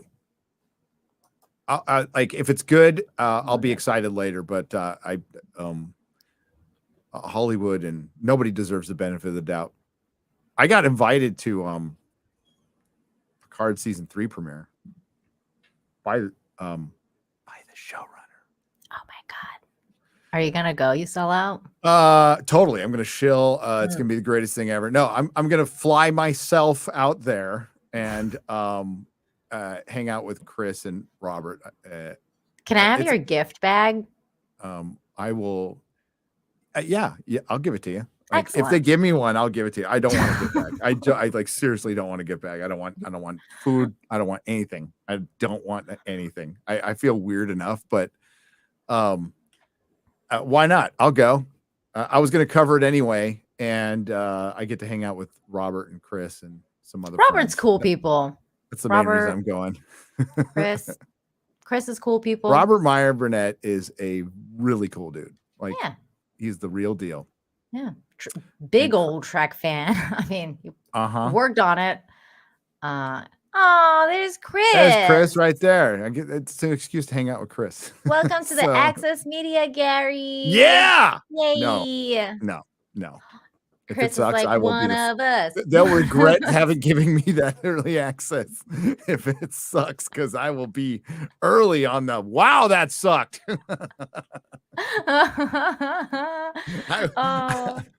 I'll hold my gift bag up and go, that was a piece of shit. And your gift bag was a piece of shit too. Let's review this shit. Garbage. What kind of cheap shit are you giving me? So yeah, let's finish this. Just these couple paragraphs, and then we're done. Still, it appears that Blue may have engaged in some kind of sex work around this time. In one interview, Blue advertised her account on a new defunct cam girl website where men could pay money to talk with her. Wow. Around 2016, Wenzel claims that Blue asked her to join her as an escort, promising that Wenzel could make $500 a night, an offer that stunned Wenzel and her husband. She was absolutely loving it, Wenzel said. She was bragging about it, saying that she was making so much money. Blue later suggested that sex workers with a pimp might qualify as trafficking victims, though Wenzel said she didn't meet any pimp or trafficker when she socialized with Blue. Be it unnamed high-profile athlete or otherwise, she's a very powerful, smart, intelligent woman. I will not discredit her for that. Wenzel said she knows exactly what she's doing. Extremely manipulative is not necessarily smart. I wouldn't call that smart. I think she's probably very gifted at manipulating. And the true, like the word grifter gets thrown around, but the true word, it's con man. Woman, pathological liar, and you have to be a major sociopath to do that kind of stuff, and narcissist, and clearly she's damaged. She got high, she did sex work, which I have zero problem with, like ever. Like would never judge anybody for that. Re-victimizing victims and censoring people, I have a problem with that. I have a problem with that too, and that's big problem. That's why we're talking Free about Britney. This. Yeah. Free Britney. And the Bulldogs have been like you, Chrissy, Anna, and Brittany and Jeremy. He's been quite the little catty biatch about this, and God bless him for it. Definitely. Jeremy from I got to be specific on my Jeremy. Jeremy from the Quartering. Yeah, I mean, the other Jeremy's a bitch too, but I haven't seen D-Day Cobra comment much on this, but he usually gets involved in drama too. He's talking. He did a couple videos on D-Day Cobra that were really good. Oh, he did? Okay, great. Yeah, and excellent. he knows more about like Andrew Tate than I do. I don't know shit about Andrew Tate. Because he's into he's a little bit more into that sphere though, like the manosphere and stuff. I again, all hell broke loose when I took my mini vacation, or else I would have done way more videos about this. This is the first time I've actually got to sit down and talk about it like on my channel, because like I made a couple of appearances on Chrissy's when she was doing her stream, and I did it. I thought it would die down like by now, but like it just keeps going. It's just like Jack Murphy, right, Chrissy? Yep. Right, Nina? Like it's gonna die down on it. Oh shit! Another thing. Oh, he put something up his butt, and it's on video. Oh shit! There we go. You know.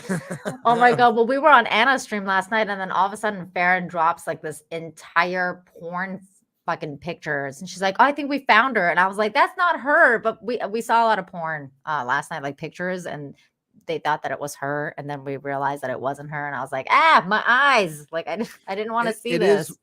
It is worse. I mean, Jack Murphy, any guy who's out there grifting and like I'm Mr. Giga Alpha Chad, it is just weak. Okay, I mean, like I said it before, no one needs to say they're an alpha. I think it's worse than Jack Murphy simply because she's grifting off actual trafficking. I totally agree. Totally that's the part that's just like Jack Murphy was bad. This is worse. Yeah. Mr. Dick and Balls, shout out for bringing that to light. Let me get a couple of these super chats because people have been so generous. Thank you everybody for watching. Make sure you smash the like, share the stream.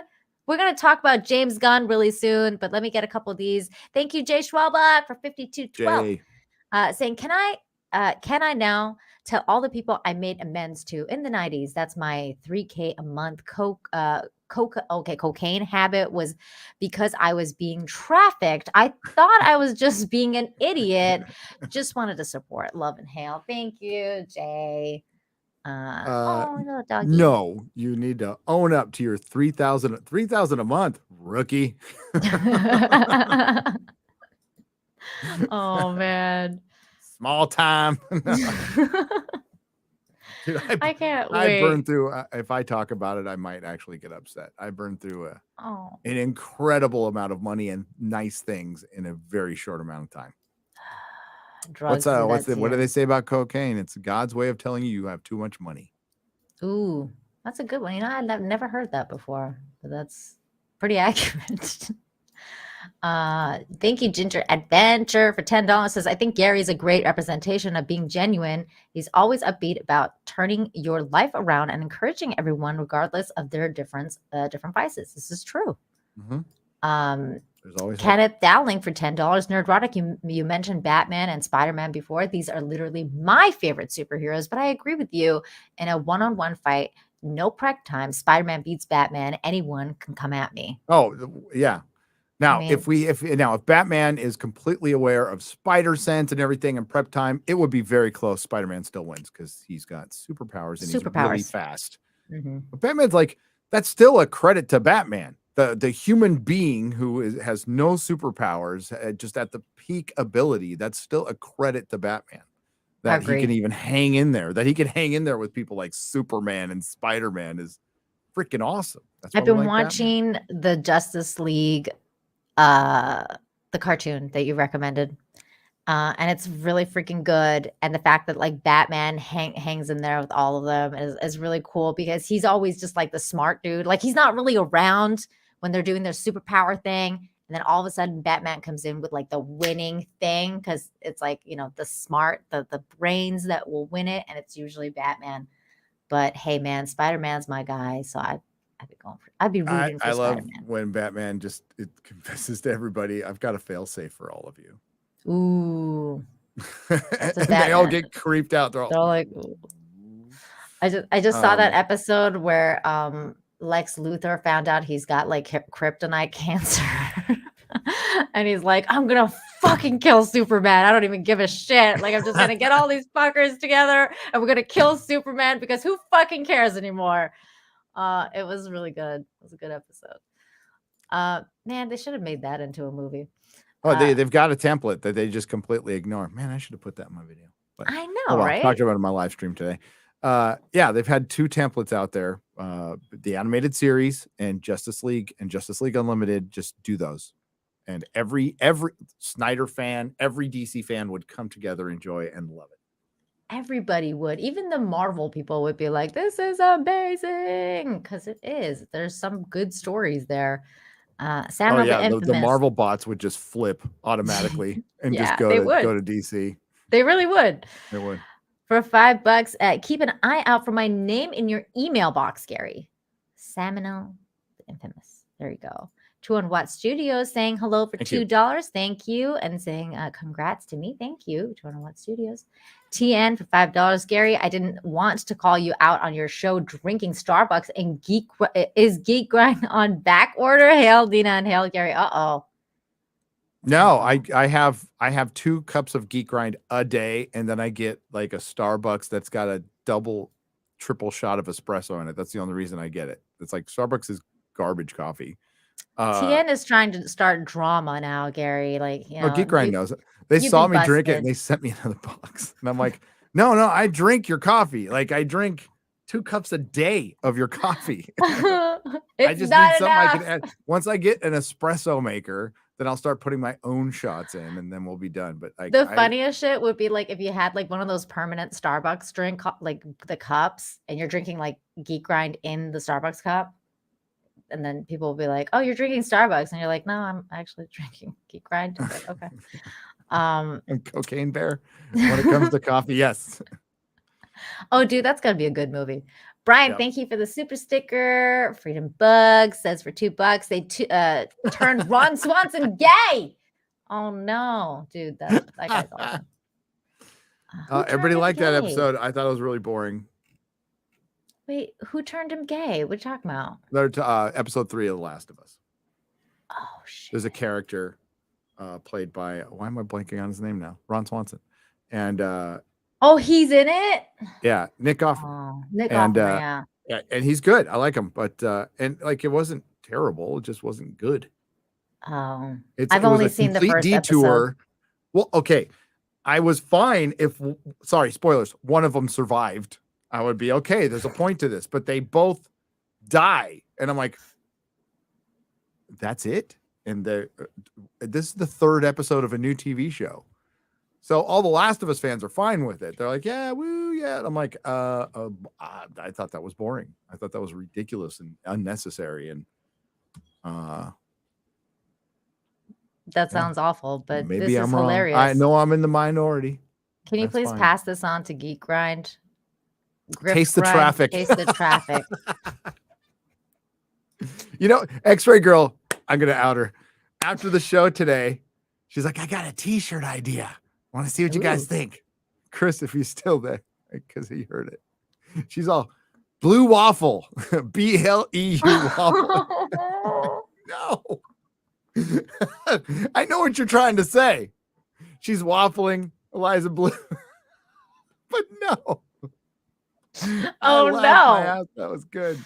I love X-Ray Girl. X-Ray Girl's Shout awesome. out. He's like, you think it's too much? I'm like, I mean, like, shit. You know, Chrissy will probably end up talking her into it, or so. You know, I don't know, but I'm like, she should do it. She should do it.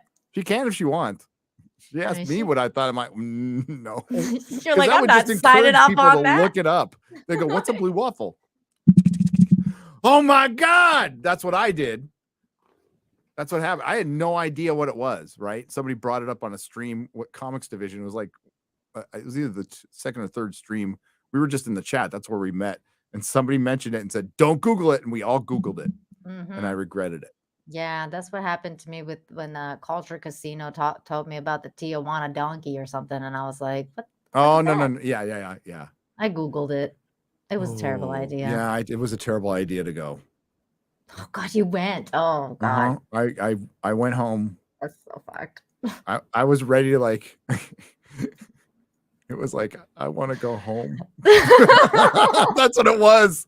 I just It's like when you home. see too much and you're like, no, Mom, mommy. Yeah. uh, That's how I felt just like looking at the picture on Google. I was like, no. Chrissy, why? you had a better idea. I think Blue's Clues is a better idea for a shirt. Blue's Clues is great. Yes. Michael Smith for $4.99. With things being crazy as they are, I'm glad to know that you guys are speaking out and fighting the good fight. Thank you very much for that. Ulfanor Berserker, thank you for that. That was pretty good. $10. You should get in the Rings of Power. Yeah, I should. I can be another Persian representation in this show if you're looking for it. I have all the hallmarks. They need another girl boss. They'll call you. Yeah, please do. I can do things. The Moody Blues. I've been listening to the Death Bay novel trilogy. Good stuff. Long live the dark side. Who's this Eliza chick causing trouble? Wow. There's a lot that you're missed out on. If you want to know more, check out the Quarterings channel. He's done a lot of videos on her. He's got a huge Twitter thread on it that's really good. He does videos on it too. And of course, Chrissy Mayer's channel. She's got a lot of stuff. Brittany Venti's channel, Anna's channel. A lot of people are covering this. So check them out. Mark Wilkins, thank you for the 10, says we need 4 more years of Trump unleashed, followed by 8 years of DeSantis. Also, being an a-hole, I miss the mean tweets and a near perfect economy. I do too. I miss the mean tweets too sometimes. And the economy was I really freaking good. loved him. Even hearing him now like chime in on pop culture and Rosie O'Donnell. I thought that shit was awesome. Can you imagine he tweets about Eliza Blue? I would fucking die. Like, it's okay to be a whore. It's okay. It's okay to be a hoe. Just be the best. Just be the greatest hoe ever. Yep. Thank you for the super sticker. Seminole, thank you for the 5. Says Nina, check out Glory Hole by Steel Panther. Not while you're live though. Oh my god, no. Jared the American, thank you for the $99 to say hi. Hello to you. Aquaman, abuser of Streamlabs for $2. No Henry Cavill, no peace. I mean DC. Yep. Okay, you know what? And this is a really good segue into the next topic, which is James Gunn and his comments about DC. A lot of stuff had been said. I am one of those people who is very down on DC right now because they shafted my boy. Yep. Henry Cavill. Just such a huge missed opportunity. I kind of checked out his little statement. I checked out 2 things. One, I checked out this article by Vanity Fair that says James Gunn begins his DC Studios reign by standing behind Ezra Miller and Zachary Levi. And in the article, it claims that putting those 2 together is fucking ridiculous. One said hardcore agree when asked if Pfizer was the devil, and the other one allegedly beat a bunch of women, groomed children, possibly kidnapped somebody, burglarized homes, has a cult. I've done several videos on this person, Eliza Miller. Oh my god.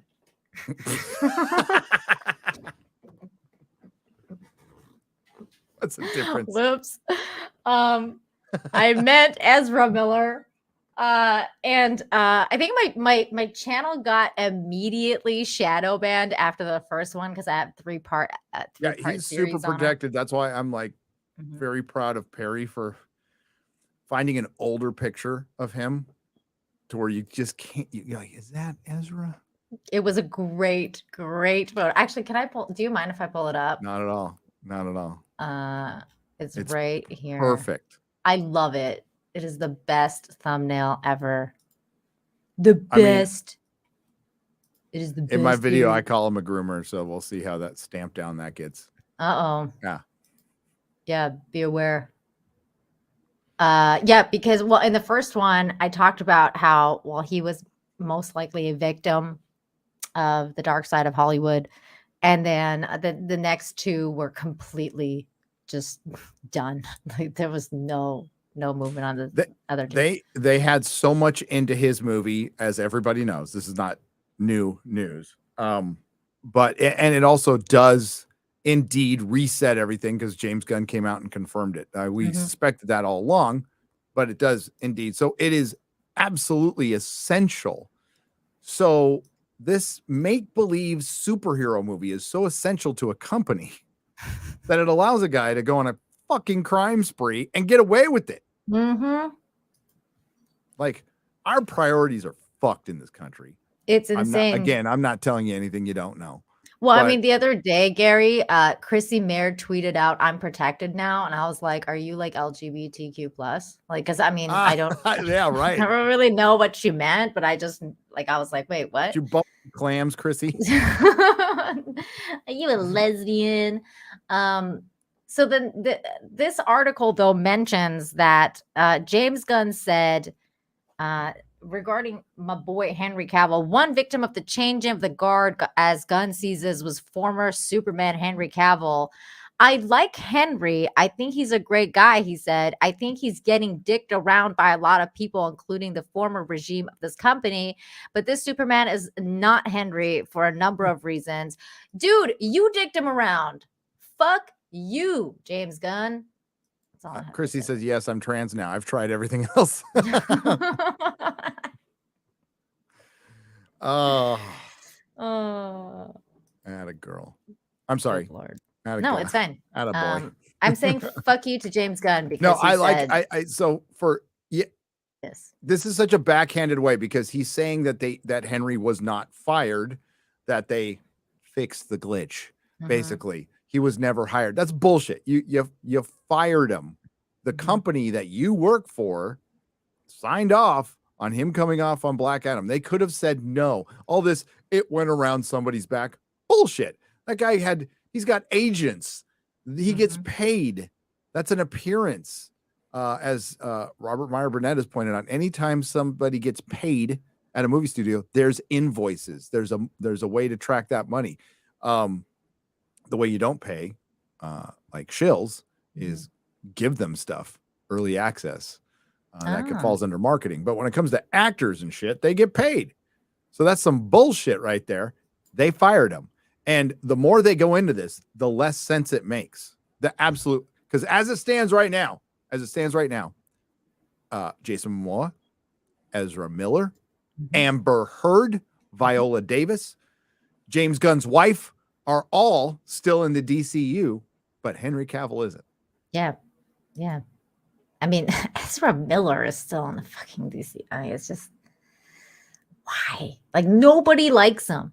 Nobody even liked him as the Flash before all of this crazy drama started. Everybody was like, this dude sucks. Like, why is he even here? And James Gunn said this is the best comic book movie he's ever seen.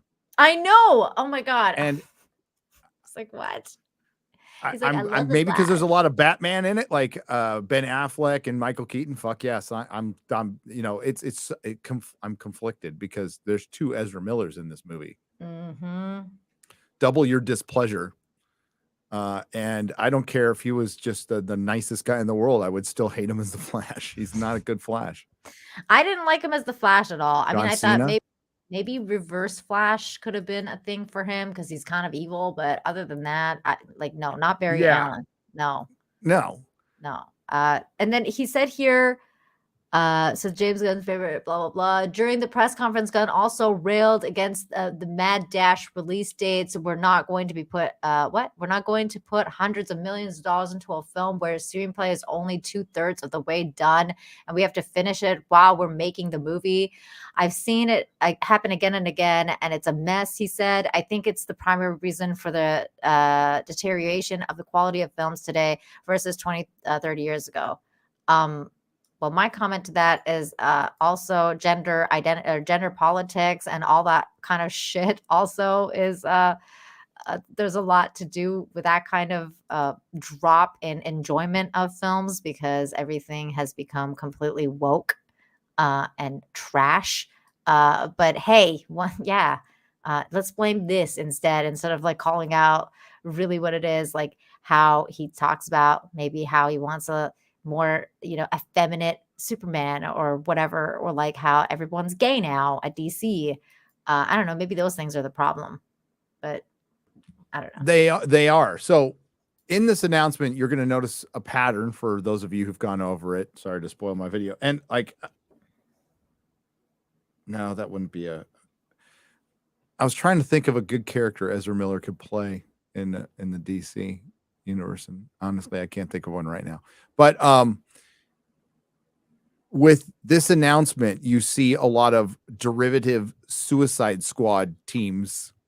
So there's still the Peacemaker team out there. There's that show's coming out. There's Viola Davis's Waller, and I like her as Amanda Waller. I think she plays a good evil biatch. I do too. I like her as Amanda Waller. A show named after her, which essentially is a Suicide Task Force X show. And that's a Suicide Squad derivative. And the Creature Commandos, which is a Suicide Squad derivative. Now it's based on an older team from Weird War, but it's got Rick Flag Sr. And that's going to be connected in a way to the Suicide Squad. So you see James Gunn really leaning into the James Gunn stuff, and that was our biggest concern. Obscure, quirky characters. That's what he works well with. And his only like real major success is with Guardians, which was a great film. I loved it. I liked it too. Yeah. As I guess not a lot of people know, and that's fine. In the mid-aughts, there was a Guardians of the Galaxy comic. They like Marvel brought it back, and it was fucking great. And it was great. And he just based it on that. Now, Drax is a lot funnier but like that comic had a ton of humor in it, and that's where he got it.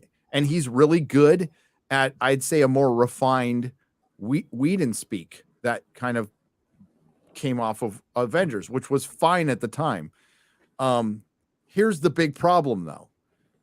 Buried in all these announcements with Suicide Squad derivatives and Waller shows and an all-female Game of Thrones Themyscira show, which is just the worst idea ever. That would never happen if it wasn't in current. Yeah, Paradise Lost is based on Themyscira. It's a prequel to Wonder. So they didn't even introduce Wonder Woman in chapter 1. They don't introduce their Trinity. Yeah. They introduce the all-female island of Themyscira, and we're going to see palace intrigue. Are you fucking kidding me? That sounds so stupid. That's cringe. That sounds like the kind of shit DC would announce before James Gunn came along. This is like the stuff that I'm talking about that destroyed DCU and the culture. And here's worse. His writer's room that he got together. So there's one great name in there, Drew Goddard. That's the guy who conceived the Daredevil show in season 1, the greatest thing Marvel's ever done. Netflix. Unfortunately, that is followed by the writer of Birds of Prey, the writer of Fan Four Stick and Moon Knight, and the writer of Watchmen. Are you an Egyptian superhero? Oh, and Tom King. Oh, the man who ruined Batman, who personifies everything wrong with modern comics. The guy who was the partial inspiration of writing the I will not rape my fellow coworker in comic books. That's right. I forgot about that. Oh God, this fool, this freaking idiot, the guy who literally made me quit reading comic books. Oh, that's terrible. I was so tired of this piece of shit. And he's done so many horrible things behind the scenes. He's a skeevy, conniving snitch, and I don't say that lightly. I have facts. I have people. You got receipts. He tried to get women fired from a comic shop. Yeah, he's a piece of and he used he pretended to be a friend to do it too, like a true ex-employee of the CIA. Wow. Yeah. So I don't like Tom King. Not a big fan. Plus he ruined Batman. He screwed over a bunch of comic shops with the whole fake wedding farce with Batman and Catwoman. I remember that. Oh God. He got his editor fired. He did. I wouldn't be surprised. The guy is a backstabbing. The thing is, though, that is the way in the comic industry. It's the way in all entertainment industries for the most part. There's a lot of good people But unfortunately, the way the system is set up in entertainment, the bullshit artist, the backstabber, tends to rise, and that's what he is. He's not a good writer. He's just objectively not a very good writer. But he has the right politics, and he's fun. That's usually the case. When you have the right politics, that means you're in. Like that, hey, you're in. Doesn't matter if you have any skills or like anything at all. You're just in. You're in the club as long as you push this bullshit. Let's listen to this for a few minutes. I mean, this is a pretty long video. James Gunn. I'm the co-CEO of DC Studios. So as many of you know, DC has been disconnected in film and television for a long time. That's and it's one of, our jobs, no shit. And Peter's, is to come in and make sure the DCU is connected in film, television, gaming, and animation. That the characters are consistent. Okay, I have a nerdy question that's also kind of like not nerdy, but I don't know, because I'm a normie for that for the most part. What's the difference between the DCEU, because I know that's the DC extended universe, and the DCU that he's going with, because he's kind of like really getting away with the DCEU hashtag and stuff, because that's, I guess, is that the Snyder cut version? That was never an official title for what DC was doing. That's the fans came up with the DC extended universe. Okay. But it stuck. So whether you like it or not, that was the name. That was the Snyderverse. And then they rebooted it again midstream when they brought in Joss Whedon and tried to Marvelize everything Zack Snyder was doing. Zack Snyder's daughter self-deleted. That was delaying the film. Warner Brothers didn't like that. They found a reason to get rid of him. So he was screwed over. He was completely screwed over. The management at Warner Brothers were evil. They were evil freaking people, and they're all freaking gone now. But they fueled all the failure. So like or hate Zack Snyder and his work, the guy got screwed over. He did. Is this kind of like a rebranding then? Are they like, this is kind of like, so this is supposed to be a different thing. But remember, DC was in their own studio already. This has been done, and it completely failed because of management. Management would the knee-jerk reaction, no plan. As James Gunn said, they were passing out IPs, like they were party favors to anybody. And it created a lot of confusion. Let's not forget the CW is tied up in this too, a network that never turned a single profit. Not a single profit, but they didn't make a penny. They didn't make a fucking penny.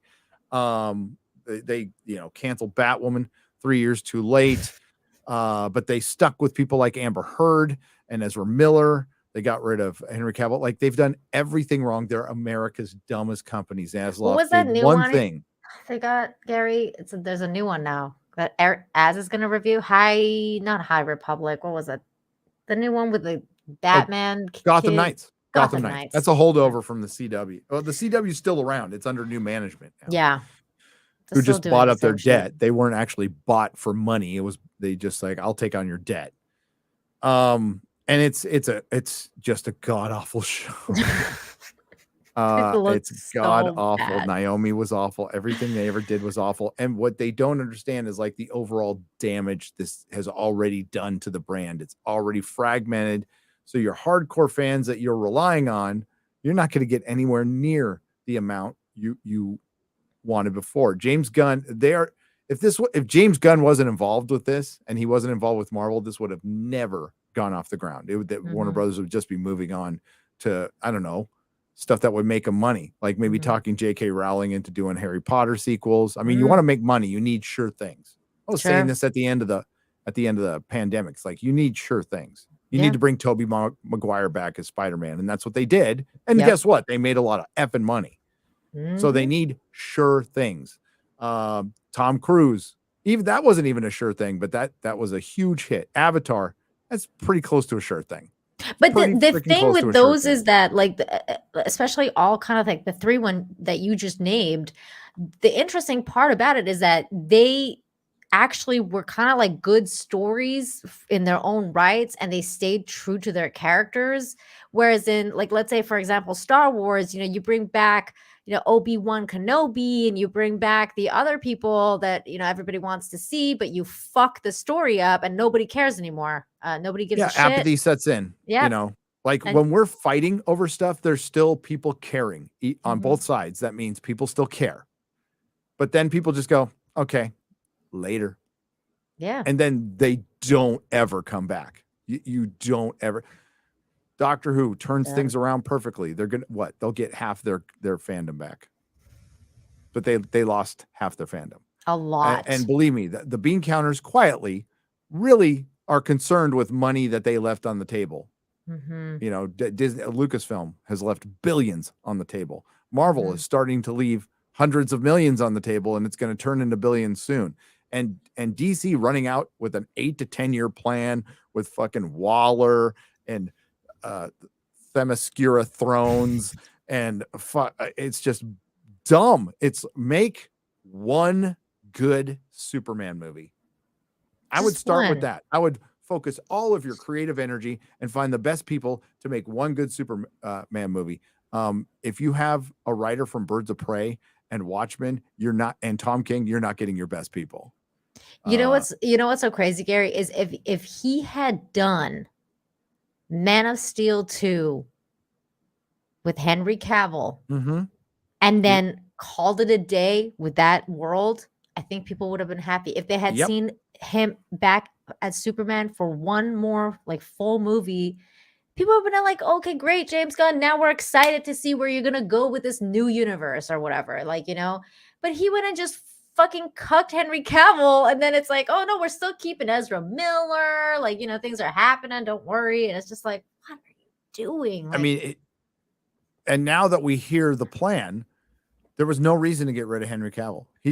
Because he wants a young Superman, but he's going to have an old established Batman. Well, they're contemporaries. They're contemporaries. Superman ages slower, but they're pretty much the same age. Yeah. Oh God, this is so ridiculous. We don't have little 25-year-old Superman with 45-year-old or 40-year-old Batman. Just not the case. It doesn't work like that. No. Played by the same actors, and it works within one story. And if something is outside of that, like Matt Reeves' Batman or Todd Phillips' Joker or Teen Titans Go, that it is clearly labeled as DC Elseworlds, outside of the mainstream DCU continuity. Now, Peter and I have gotten pretty lucky in terms of the 4 projects that are coming out over the next year. First, we have Shazam, Fury of the Gods. Shazam has always been off kind of in his own part of the DCU. So yeah, he basically just announces a bunch of shit here. He's got this one here. Yeah, so that's Creature Commandos. There's Weasel right there, a Suicide Squad from his Suicide Squad. There's Dr. Phosphorus. There is G.I. Robot.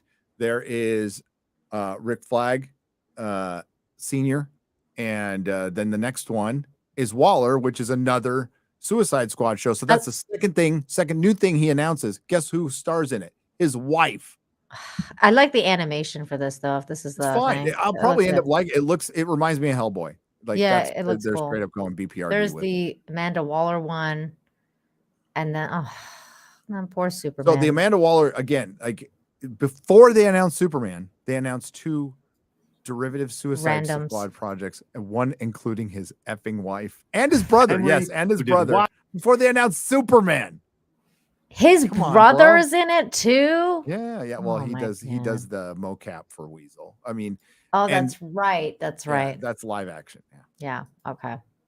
Watchmen and Jeremy Carver, who created the Doom Patrol. It is a fantastic story that's out of this world, and I can't wait for people to see it. Okay. Next up is the big one, the true beginning of the DCU. This is called Superman Legacy. This is being written by me. I'm in the middle of it. I'm having a great time doing it. And Superman will be released into theaters July 11th, 2025. Okay, the next thing is a big premiere HBO. I like how you just kind of skated over anything about Henry Cavill or the casting or I'm not gonna mention shit because I haven't actually looked at the comments, but has he gotten any Henry Cavill comments? Oh, that's Yellow Flash and you. Yeah, it's me, Tom King with the red flags. That's hilarious. He says, I like a lot of this, especially Brave and the Bold. There's some Which stuff one's I Brave do and the like. Bold? I don't like the lanterns. Sounds really cool. With Jon That's the Stewart one I and Hal liked. Jordan. Yeah. That one definitely. And he like, said it's going to sign be me like up. a true detective style thing. That's the only one that was like, oh, dude, that sounds Sign me fucking up. awesome. I'm Yeah. okay with some of what he said about Superman, especially Peter Safran came out and used the phrase truth, justice, and the American way. I'm like, fuck yeah. Okay. Ooh, he used that phrase? Yes. Okay, great. But That's good. here's the problem. That's a good sign. It's called Superman Legacy. Oh, So if you look at the definition of legacy, that it means is about past achievements. It's past, It's about what you've left behind. It means So I'm like, he's over. oh yeah, they're gonna Oh, kill no. Superman again. Fuck me. Why is he always dying, man? What the fuck? They can't do an established Superman. They just can't. Or an established the Batman. The Batman sounds established. Like that's the one hopeful he thing. does? I wouldn't have good. picked like Damian Wayne as my go-to. The Grant Morrison story they're basing it on is good. It's not my favorite. I mean, it's good though. It's solid, but I wouldn't have started with that. But the good news is you'll probably get an established, Tim Drake, Jason Todd, and Dick Grayson.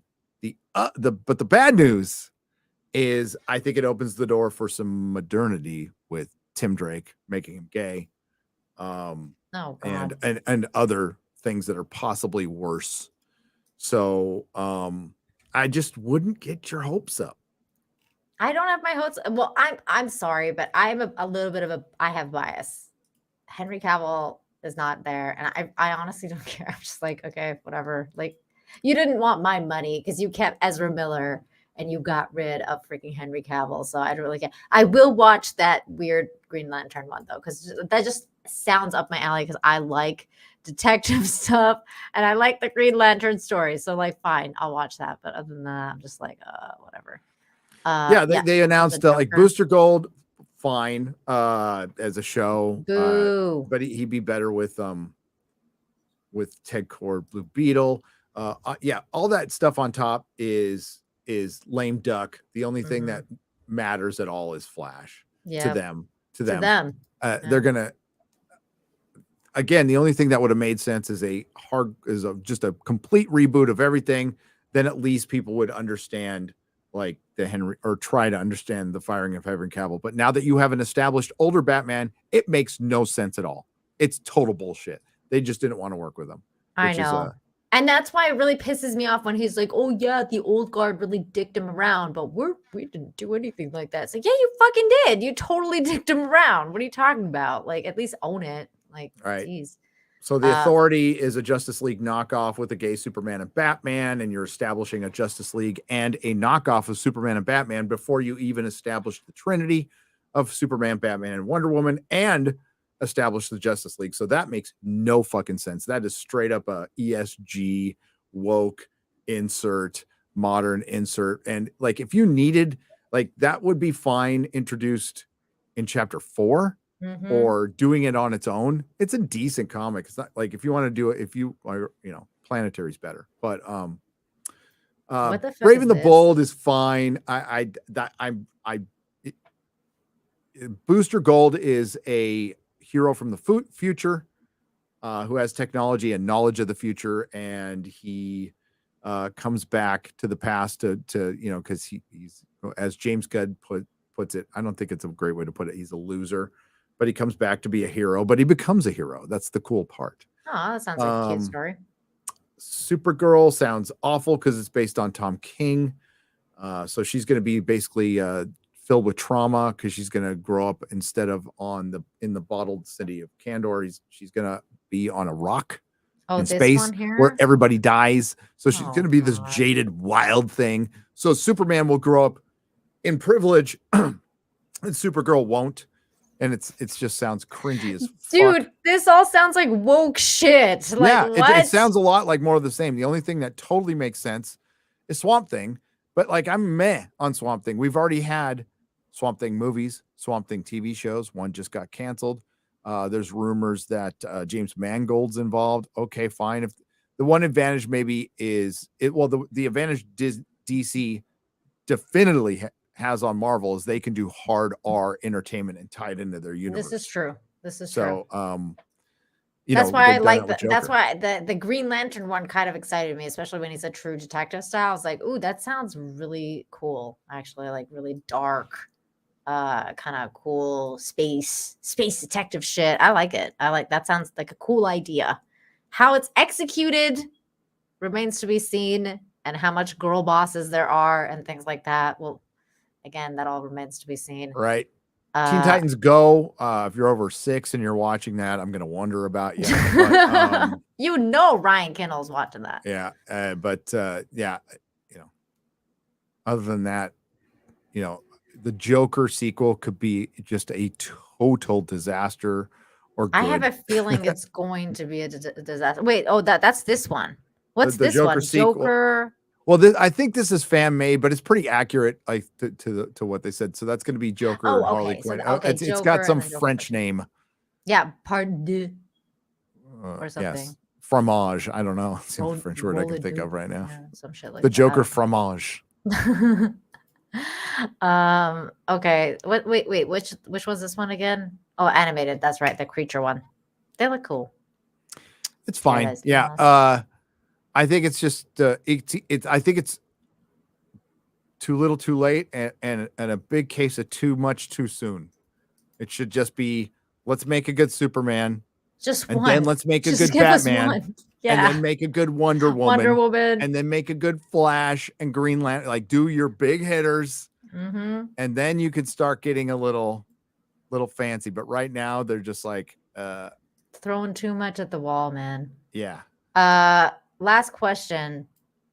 Superman, trunks or no trunks? I voted trunks. I did too. Great. Yeah. Trunks. You gotta go. Got to have trunks. Yeah, man. He said, by the way, this is for fun. We're not going to decide whether Superman has trunks or no trunks based on an egregiously non-scientific Twitter poll. I bet you anything they will decide based on this poll. Because usually when you announce you don't do something, it's exactly what you're doing. Well, yeah. I mean, like, I don't understand. Like, we've got this guy with a giant S on his chest and a red cape, but we're going to stop at the trunks, man. That's just a little too much. Really? Yeah. God, the trunks got to go. Yeah. Okay, let's get to some of these super chats. Thank you, everybody, for hanging out tonight. Thank you, Gary, for being here. Sure. Thanks Bird for up having me.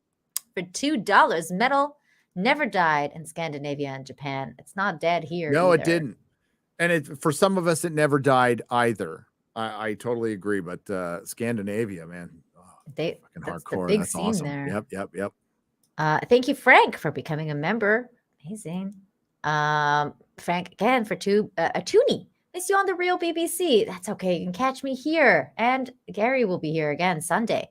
Yep. Kenneth Dowling for $10 says, are any of you watching The Last of Us? I like the show, but I love HBO as a network, so I could be biased. There are parallels between what Pedro Pascal does as Joel and The Mandalorian. What say you two? Does The Mandalorian get killed with a 5-iron? I haven't watched The Mandalorian at all, and I don't know what's happening there. I watched The Last of Us. I liked the first 2 episodes. I did. I only watched the first one, and then I had to go on vacation, and I forgot. I'll forget the third one, and if it picks up, I don't know. Just I didn't play the game. I'm not a big fan of the zombie genre right now. I think nihilism and post-apocalyptic people being fucking horrible to each other is just kind of done to death.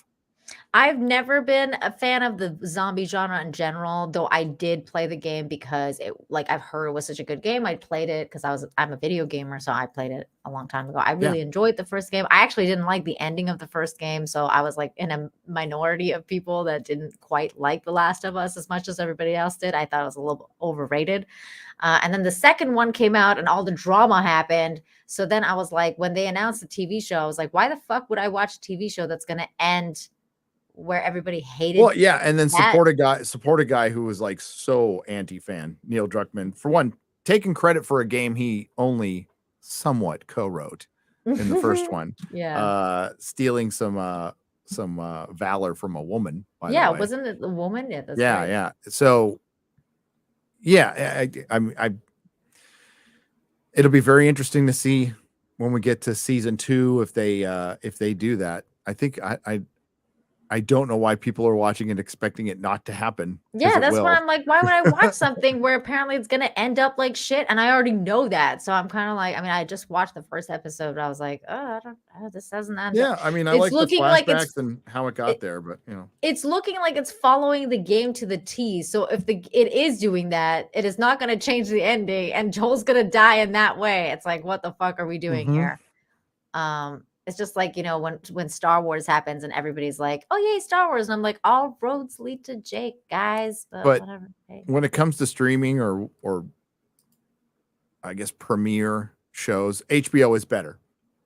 They've been doing it longer, so their quality is like a lot. Like, compare an HBO show to a Disney Plus show, it's not even fucking close. It's not even close. I mean, Rings of Power and House of Dragon is like the perfect example of like how, you know, of somebody who a network who knows what the fuck they're doing and one that doesn't.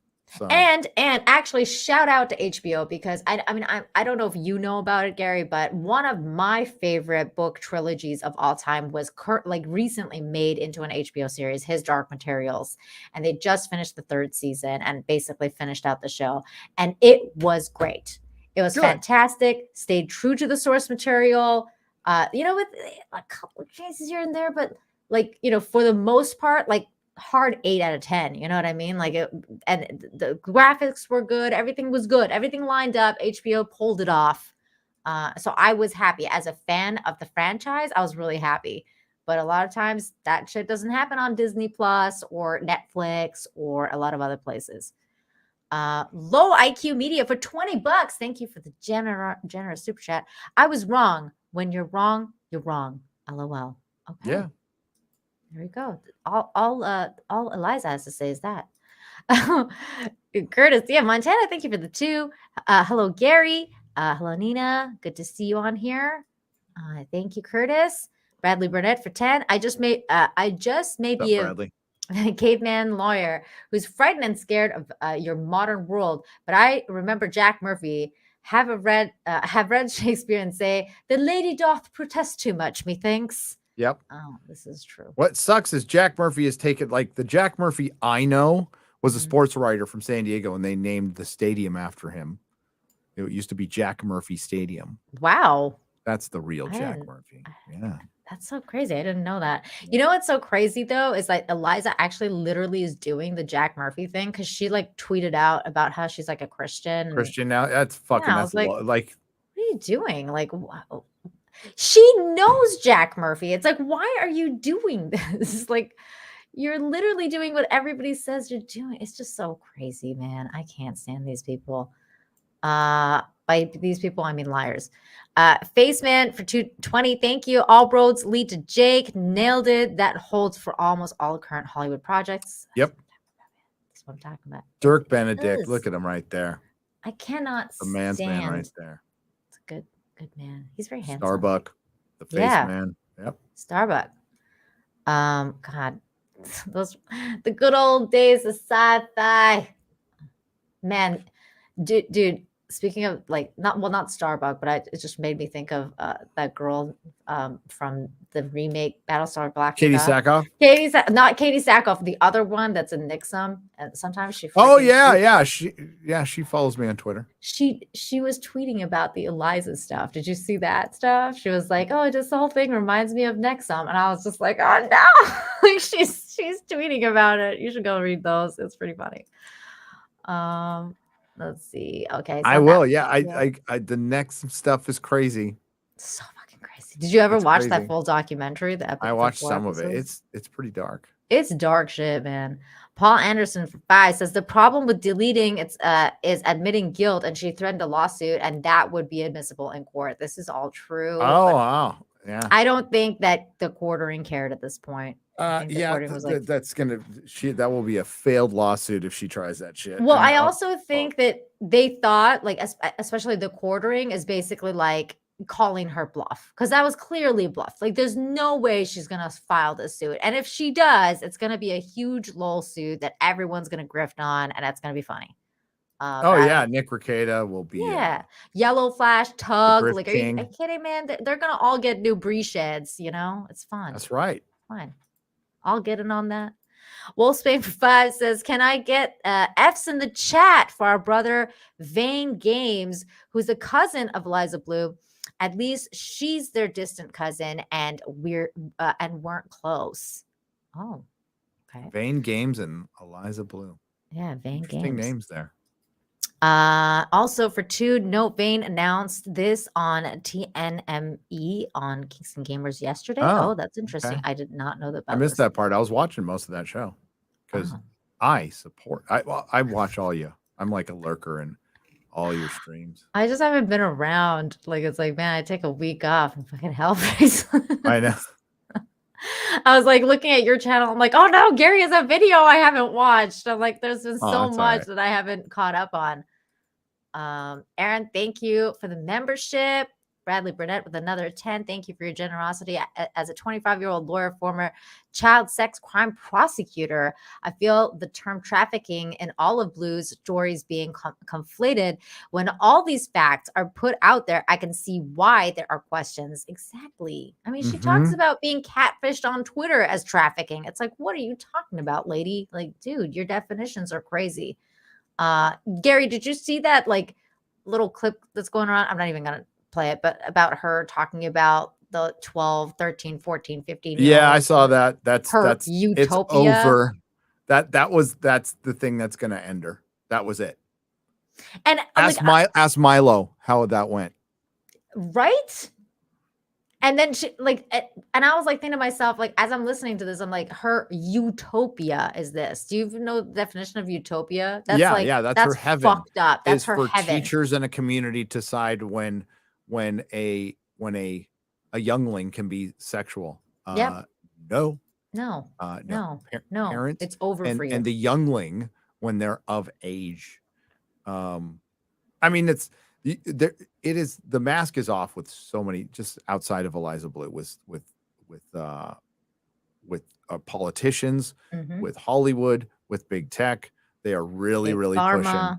Yeah. They're really pushing for this. They want to medicate our kids, fuck our kids up even more. Pharma needs to be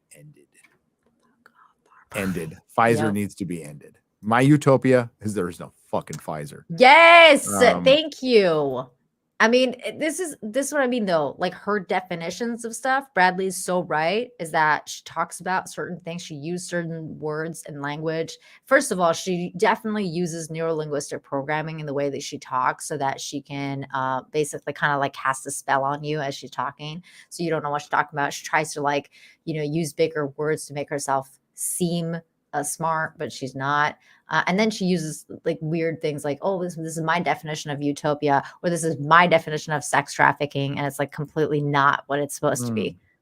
Very insane. I was trying to liberate some money and alcohol out of a house. It's not burglary. I was trafficking the alcohol and the money out of the house. Is that what Ezra Miller said to get away with it? Because I'm pretty sure I'm pretty sure that's what he did. Although no, he's just part of a club. No, I'm pretty sure Ezra Miller went to the producers at Hollywood and said, I can describe all of your penises down to the mole, so you're going to get me out of this, right? I'm pretty sure that's what happened with James Gunn. That's why he's on there. Allegedly. Hey, that was just a joke. Yeah. Yeah, that. Oh, sorry. Monopoly loser for $4.99. Anna Brittany should start a PI firm called Bimbo PI. They could be like Magnum PI, but with more pink and Baby Yoda. I like it. I like it a lot. Kenneth Dowling for 10. Thank you. With James Gunn DCU plan. At least it feels like an actual plan compared to before. What has me most interested is the Lanterns show for HBO. Same here. But Henry Cavill in Elseworlds Superman movie. Put Henry Cavill in an Elseworlds Superman movie. I almost feel sorry for whoever they're going to cast as Superman. I do too. I feel sorry for whoever it is because it's just like nobody likes you. Or you're gonna have to like basically really like the bar is set so high. Well, there's one guy, there's name who's thrown around. I forgot his name, but he looks God. like Superman. Tell me the name, or I is can't. he from I something? can't even. He just looks like because I know no young actor because I don't watch any tweeny shit anymore. But like if he showed up in one of my, in some fantasy or sci-fi flick, but the guy looked like a grown man and he looked like Superman. So a little young, but still looked like he didn't look like Timothy Chalamet. Okay, thank God. Yeah. Yeah, it's a weird thing because I remember the last time this kind of casting thing happened was when the Joker died, like Heath Ledger's Joker died, and then they were like, "Oh, there's gonna be another Joker," and people were like, "No, like this needs to kind of end with Heath Ledger," and people were like, "Nah, the Joker should live on," blah blah blah. But the next Joker had, the bar was really really high, and of course he nailed it. Joaquin Phoenix nailed it as the Joker, so the bar is high. But we'll see. Like he won people over. If it's possible. If the Superman and Batman movies are good, none of this shit's gonna matter. People have said that before, and I totally agree. If they're not, it's fucking dead on arrival. Agreed. DOA, and they won't get past the third fucking movie. If they fuck up a Superman movie, it just pack it up. Yeah, and I think a lot of the normies will probably wait for people like yourself or other people in the sphere to tell them yeah, it's good, go see it, and they'll probably go. Yeah, I hope it's the greatest thing ever. I always do too. I mean, we want good content. We don't want bad content. We actually like those superheroes. We want to see them. This is what we do. I'm sorry, spoiling the video again, but you're going to get the inevitable. Why don't you guys just wait and see? Okay. It's like, we're fucking nerds. Nobody does that.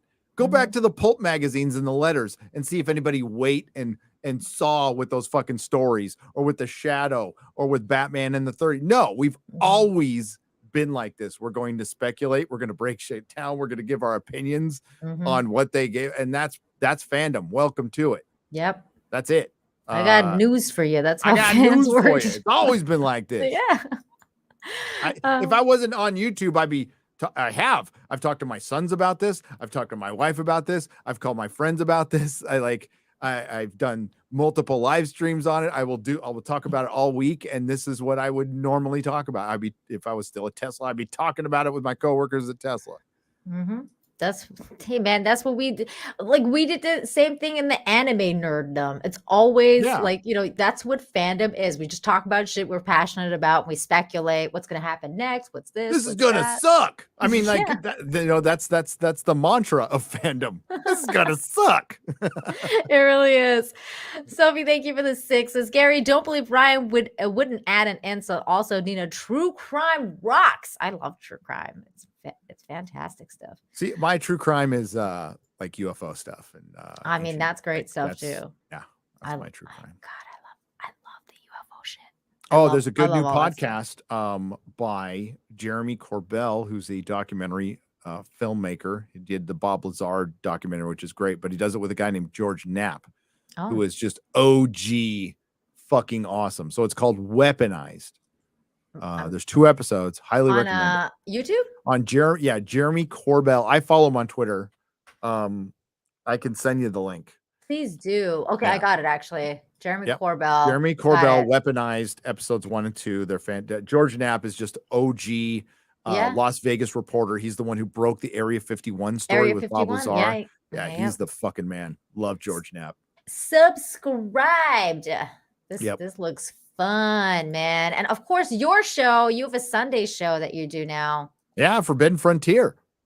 You guys decided on a name finally? Great. Forbidden Frontier. That is it. Excellent. Every Sunday, it's going to be earlier.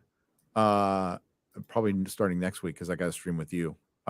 Because Adam, he already came out as being in Sweden, so everybody knows he's in Europe. So there's a big time difference. But it's me, Garrett, and Adam.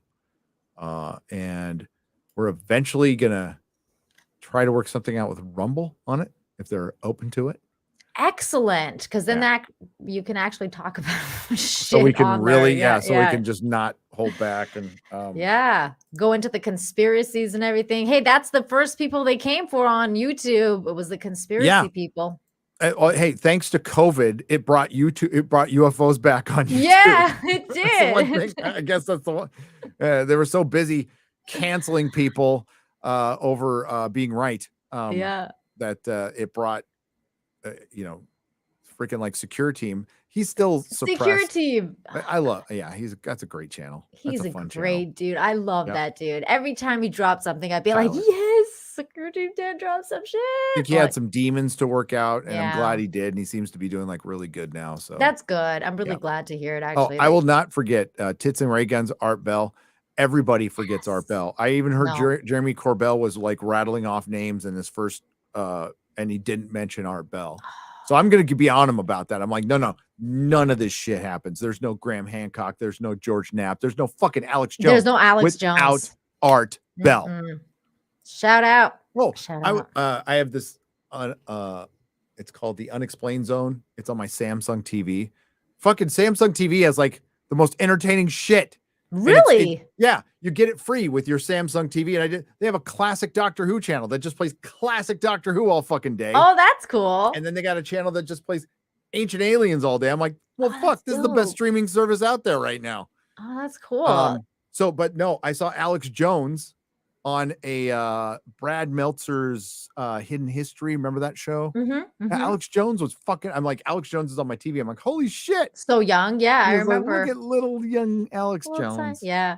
Yep. I remember listening to Art Bell like years ago. I had this like little radio thing that I actually brought with me from Iran, and I would like tune into the radio like on that little thing that I had like in the middle of the night, like just listening to Art Bell talk about aliens. Man, it was a good time.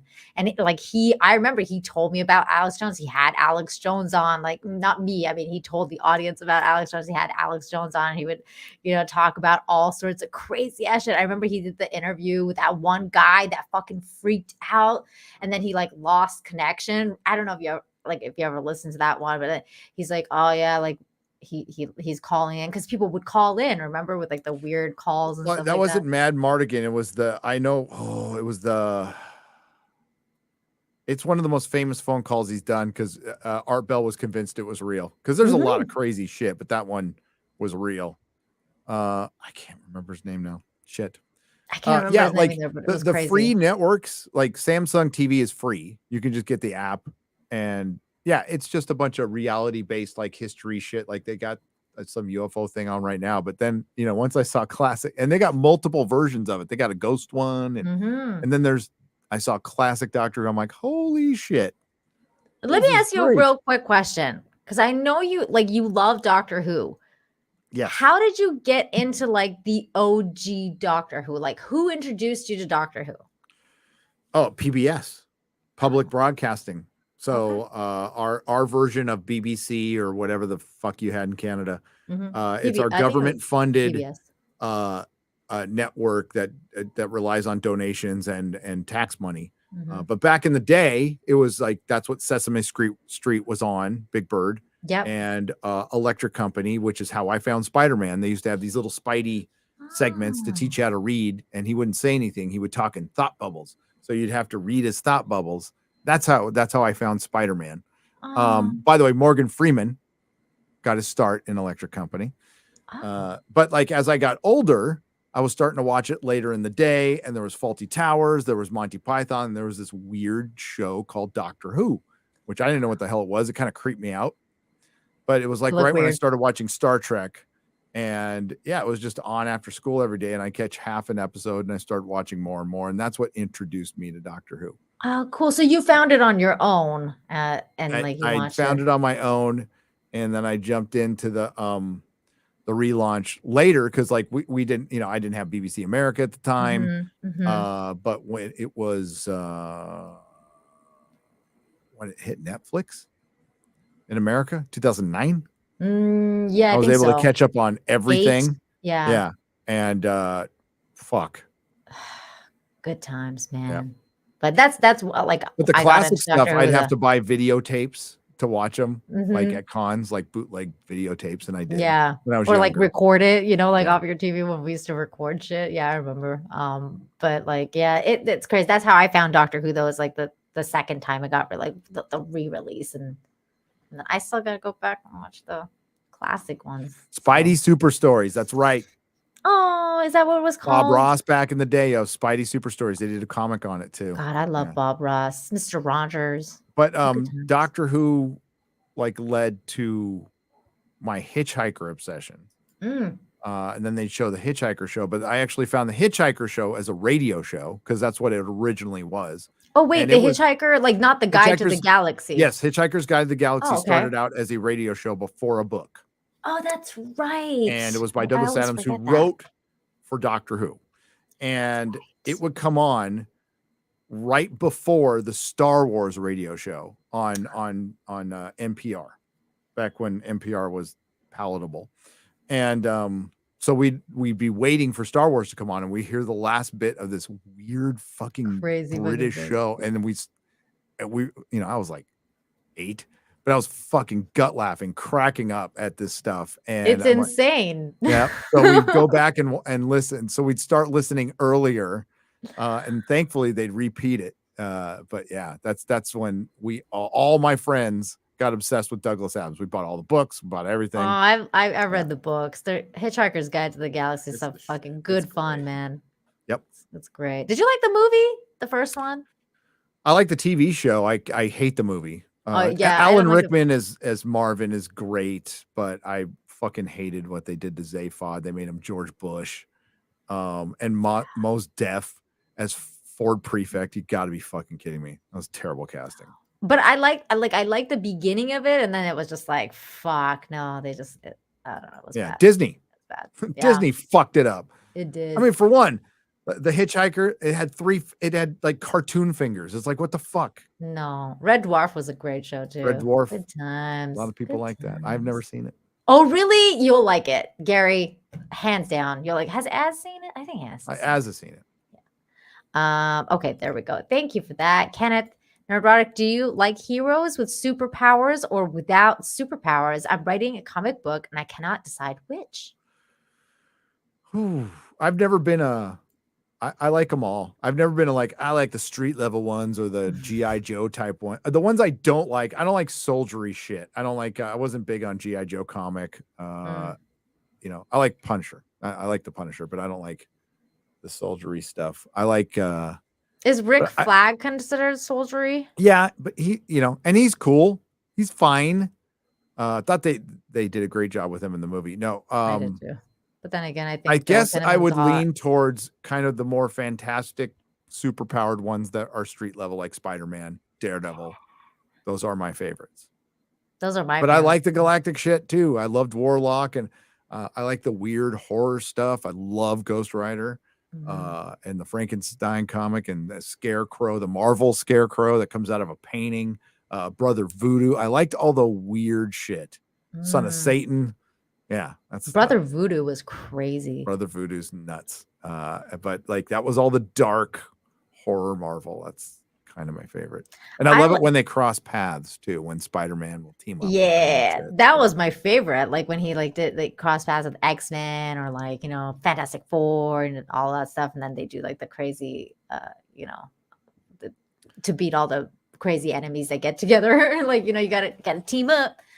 Those are the good old days, man. Good stuff. Good stories. But I think Kenneth, I think what you need to do, personally, I know you asked Gary, but just my advice is stick to your story. Whatever your story is, if your character is going to have whatever your origin story is going to be, that's what you need to focus on. It's just if he's gonna have powers, make him that origin story has to be cool, or if he's not gonna have powers, same that's you'll have to figure out some sort of Batman thing, because that's how Batman starts, with his parents' murder, and same with Spider-Man, the death of Uncle Ben, what forms these characters more than their powers, and what drives them. I think that's kind of the key there. Huge ass for $5. Bimbo PI busts the blue balls racket. There's a pump tumble in there. There is. That's great. This is great. Well, it's the pulp novel's got to be the Bimbo PI doing a narrative to herself. The dame walked in the office. Oh, it's my office.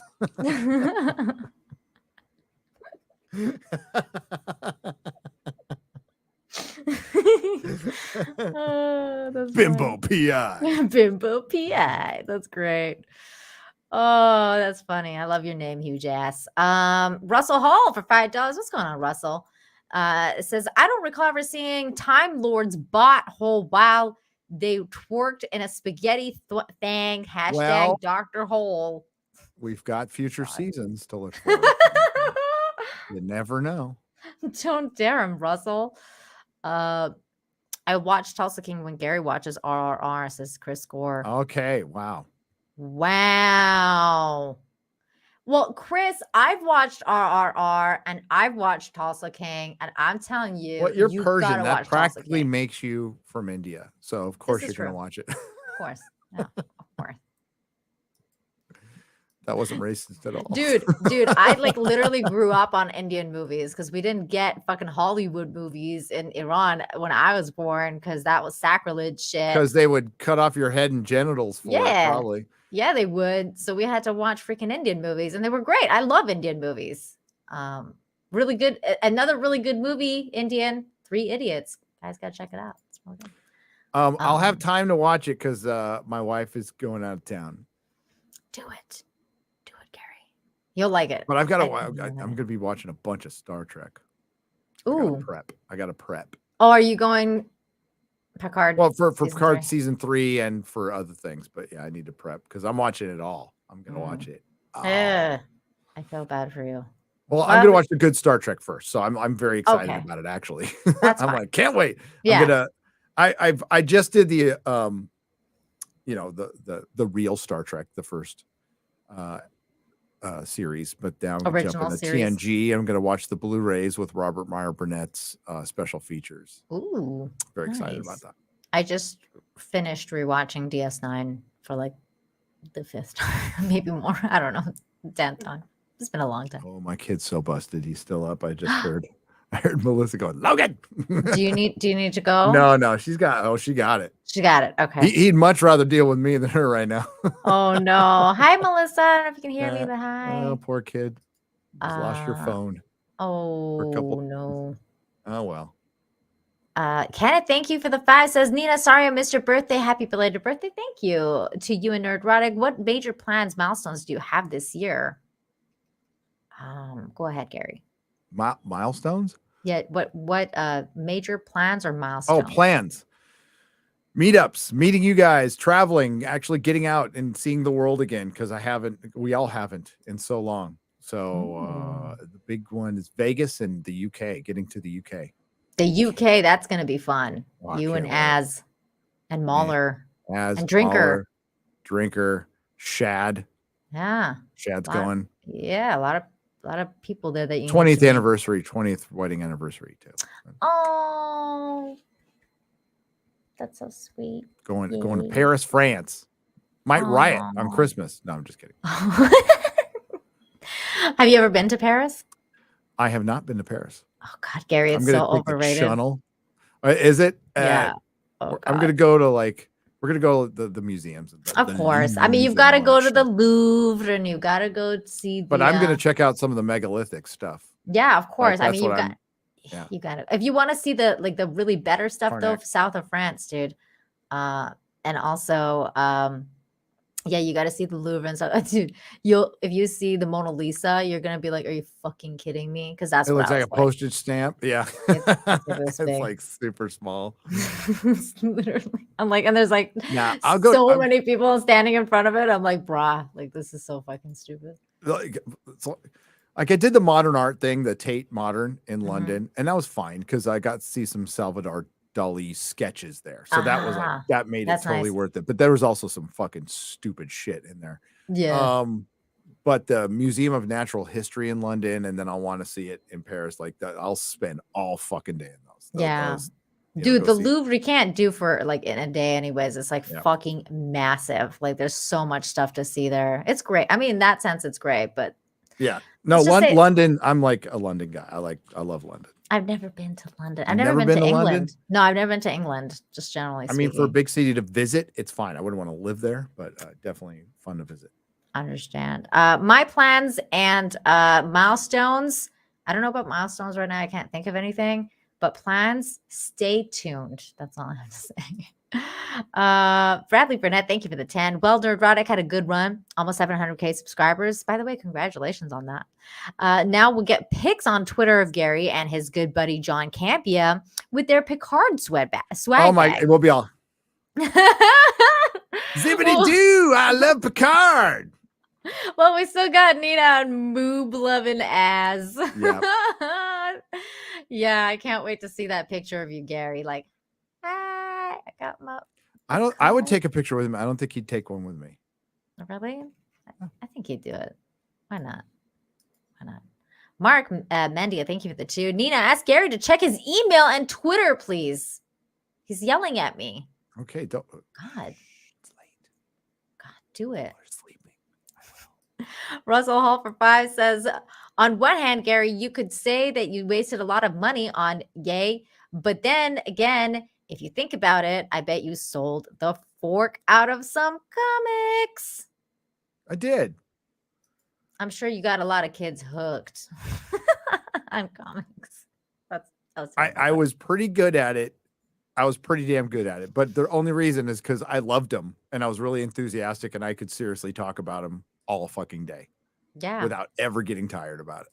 And that's what sells comics, like actually liking them. Like passion. Mm-hmm.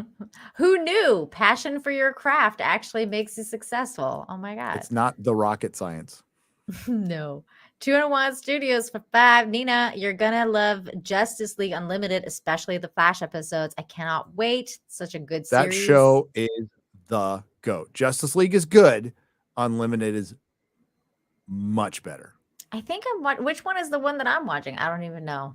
I don't even know anymore. Yeah, we need to, Chris Gore, we're going to eat at IHOP and we should do a shill stream for Ant-Man because there's like if you buy $30 worth of IHOP, you get Quantumania tickets. You do? Yeah.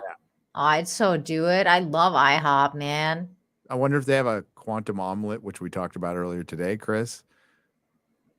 I want some IHOP freaking promos. I wonder if we have an IHOP here. I wonder if they do that here. Yeah, like they just made one. And I was like so excited. I was like, yeah, IHOP's good. There's nothing wrong with IHOP. I love pancakes. Yep. Shill stream incoming. That's right, Chris. We got happening. It. We'll call it the shill stream. The shill stream. Wolfsbane for 5 says no DCU until they make a good Superman movie. I'm tired of angst. I'm tired of the deconstruction. Give me truth, justice, and the American way already. Hell yes. Speaking my language right there. Same here. That's what I'm talking about. Same here. Yeah, I'm going to get, I mean, my video's going to rub some people the wrong way. Doesn't it not Wolfsbane. Wolfsbane won't be, no. Doesn't it always rub some people with the wrong DC, way? You never, like, yeah, I got ratioed on the Batman trailer review, which I stand by 1,000%. Dude, I got so attacked on the Snyder Cut like trailer reaction. I was just like, I don't care for Snyder Cut or like whatever Zack Snyder's dark fucking gritty ass shit. And people were like, yeah, fucking bitch. Like, dude. It's just like, damn, I just don't like it. God, calm down, people. Ulf, thank you for the $5. Says, do it. It would be hilarious. Be the ultimate grifter. I'll do it. I'll do it. Russell Hall for $2 says, a blue waffle makes its own tangy syrup. Disgusting, Russell Hall. Kenneth Downey for $10. I'm signing out. Nina, always love to see your beautiful presence. Thank you, Kenneth. Wishing you great things ahead, Nerdrotic. Have continued success in all you do. Cheers. Stay strong in your sobriety, brother. Later, guys. Take care, you. Kenneth. Thank you for your support. Appreciate that. One day at a time. Trenderwood Studios for $2. Damn you! I just looked up. That's damn you. 200 Watt Studio. We told you not to. We told you not to. That's on you. Don't be blaming us. Yeah. You're one of those kids, aren't you? 200 Watt Studios, the kid that you're like, don't touch the hot stove. It's hot. 200 Watt Studio has always been like that. Been around for years.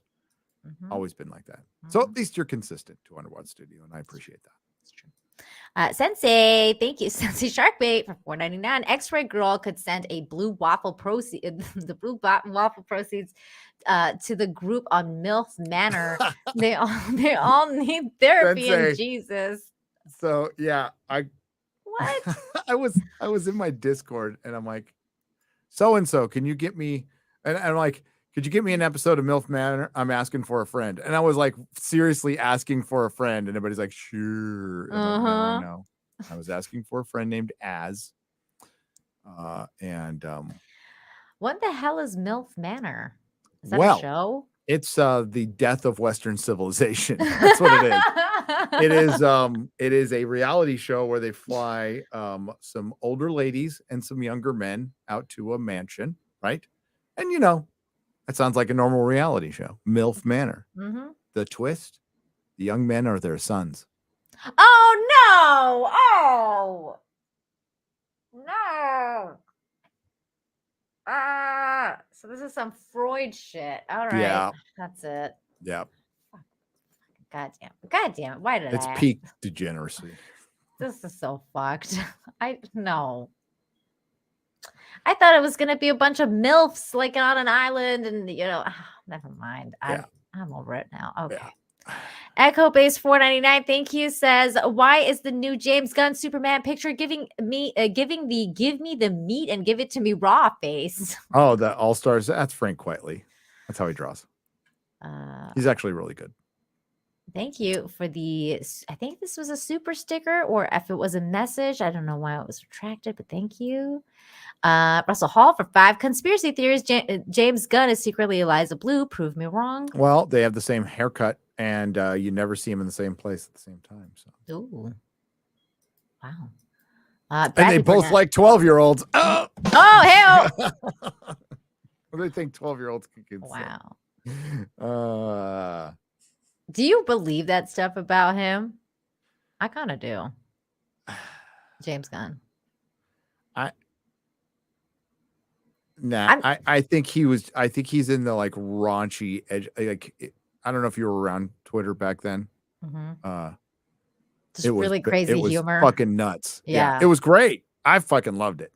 I wouldn't personally make those jokes, but yeah, I don't think so. I think I think he's got TDS, and that's the thing I have a problem with. But no, I don't think he should have been canceled. I said at the time, it's like I wouldn't make those jokes, but that's me, and that's why that's my utopia, right? I don't want a government or anybody dictating this. I wish we lived in a world where we didn't have to dictate this. I wish, and I know this, it's utopia. It's not real. I wish we lived in a world where adults would just know where the line is and not cross it. That's all. I don't like authoritarianism, but I think he was just being edgy, and it went back to bite him in the ass. But maybe he'll be a little more empathetic towards the next person who might be canceled. He did kind of back. He liked a tweet where somebody was supporting Gina getting canceled. And that got interpreted as he was supporting it, but it was more like the tweet was like, don't drag James Gunn into this. But I would still say what James Gunn did, if you're looking at objectively, what he did, I don't think he should have been canceled. But if we're going to compare him and Gina, what he did was 1,000 times worse than what Gina did. That's 100,000 times worse, 1,000,000 times worse than what Gina did. Just real quick, Russell Hall on this topic. James Gunn either Pedro or cosplaying as one. Jesus Christ. Well, like his current wife is young, but she's not that young. His girlfriend before that was pretty young. I just can't, like, it's one of those things where I can believe it, and I also it can be it's fucking false. Hollywood. It's it's just one of those things. But like, okay, I don't know. Chris has talked about it. I also know other people who know James Gunn, and like he wasn't like that when he was young. Okay, well, that's good. Bradley Burnett for $5 says Nina started talking about Henry Cavill and uses the words huge, shafted, and opportunity. Nina, you're a married woman. Oh my God, I didn't mean any of those in succession, but okay. Did you say that he got the huge shafted? Because if you put it like that, by DC. He got the huge shafted. Yeah, he did. Yeah, he did. Oh, and by Netflix. That poor bastard. Oh my God. All these people. Night of Solaire for $2. Ezra Miller or Eliza Minnelli. Oh no. Liza. Oh, Liza Minnelli. Hell yeah. The Uber Geek for $5 says, okay, hear me out. Call the T-shirt Blues Brothers. The picture of Piper Perry scene with Eliza's face on it. That's not bad, man. That's not bad. 201 Studios for $5. Since when don't Hollywood stand behind Ezra or over him? Hey, Oh. John Burns 279. Thank you. There's a big difference between Zachary and Ezra. This is true. A huge difference. One height difference, and Zachary Levi, Tim Pool Levi, not Levy. Sorry. Just stated a fact, and people didn't even know the context that his dad just died. So he could be talking about something completely different or not, even if he wasn't. All these fucking simps who were, by the way, people who were calling out, like the left was, and I'm for it. I don't like Pfizer. Never liked Pfizer. I've seen what they've done. But they've always hated Pfizer, and all of a sudden they just love them now. They just fucking love them now. It's like all of a sudden. Yeah, all of a sudden. It's like we were all against like GMOs and big pharma and like la-di-da-di-da like 5 years ago. I don't know if you remember like that tirade freaking Robert De Niro went on. Like he was like OG anti-vax and he got canceled over it. Do you know what possibly is behind the egg shortage? Tell me. The feed. This is anecdotal, but somebody we know who has chickens had to get rid of their chickens because the hens weren't laying eggs anymore. And who these people gave their chickens to, they changed their feed to like a goat feed and they started laying eggs again. Weird, huh? Very, very weird. I've been hearing some weird things about the same stuff. Yeah. Oh yeah, people are calling in the chat. People are smart. Yeah, they are. Okay, sorry, we got that one. Thank you. Big Warm for $10. I like your picture, by the way. It says, Hail Nina and Gary, DC needs movies to go like this. Year 1, Superman, Batman, 2, Wonder Woman, Green Lantern, 3, Flash, Justice League, rinse and repeat. Pepper and whatever else you want. LLNP. Agreed with this. DKVEST boy, thank you for the 17. Why did Disney piss on Scandinavia with casting? Because you feel white people. They piss on everybody, dude. They hate everyone except for themselves. John Burns for 279. Bob Weinstein enabled Harvey. Harvey wasn't alone. No. You're absolutely right.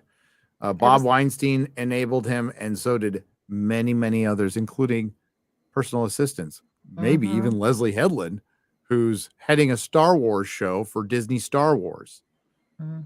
There was people deeply involved in it. I mean, I have theories that people that almost kind of like trafficking, if you will, kind of like, I don't know, really big actresses getting other very small actresses to come there and meet him and do that kind of stuff. And then basically pimping out like younger actresses that like they were doing that kind of stuff. And then they all came out and canceled him afterwards. It's very fucked up, man. It's a very fucked up.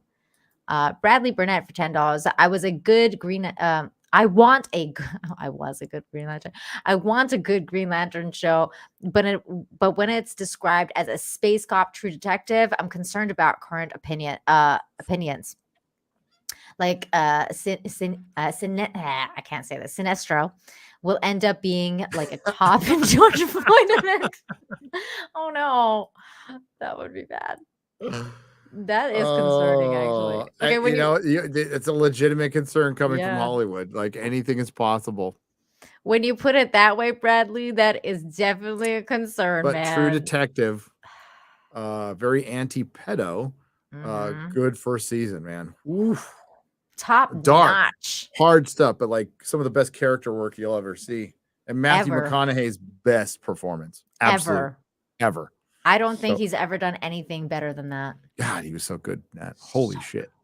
Did you like that? I know a lot of people talk shit about the second season. I didn't like the second season, but the third season, I thought I didn't see the third season. I got to watch you it. didn't? Yeah. It was good. I thought it was definitely better than the second season. The first season was all directed by the same guy, Cary Fukunaga, who by all accounts is a pain in the ass to work with. And he actually directed the last James Bond film.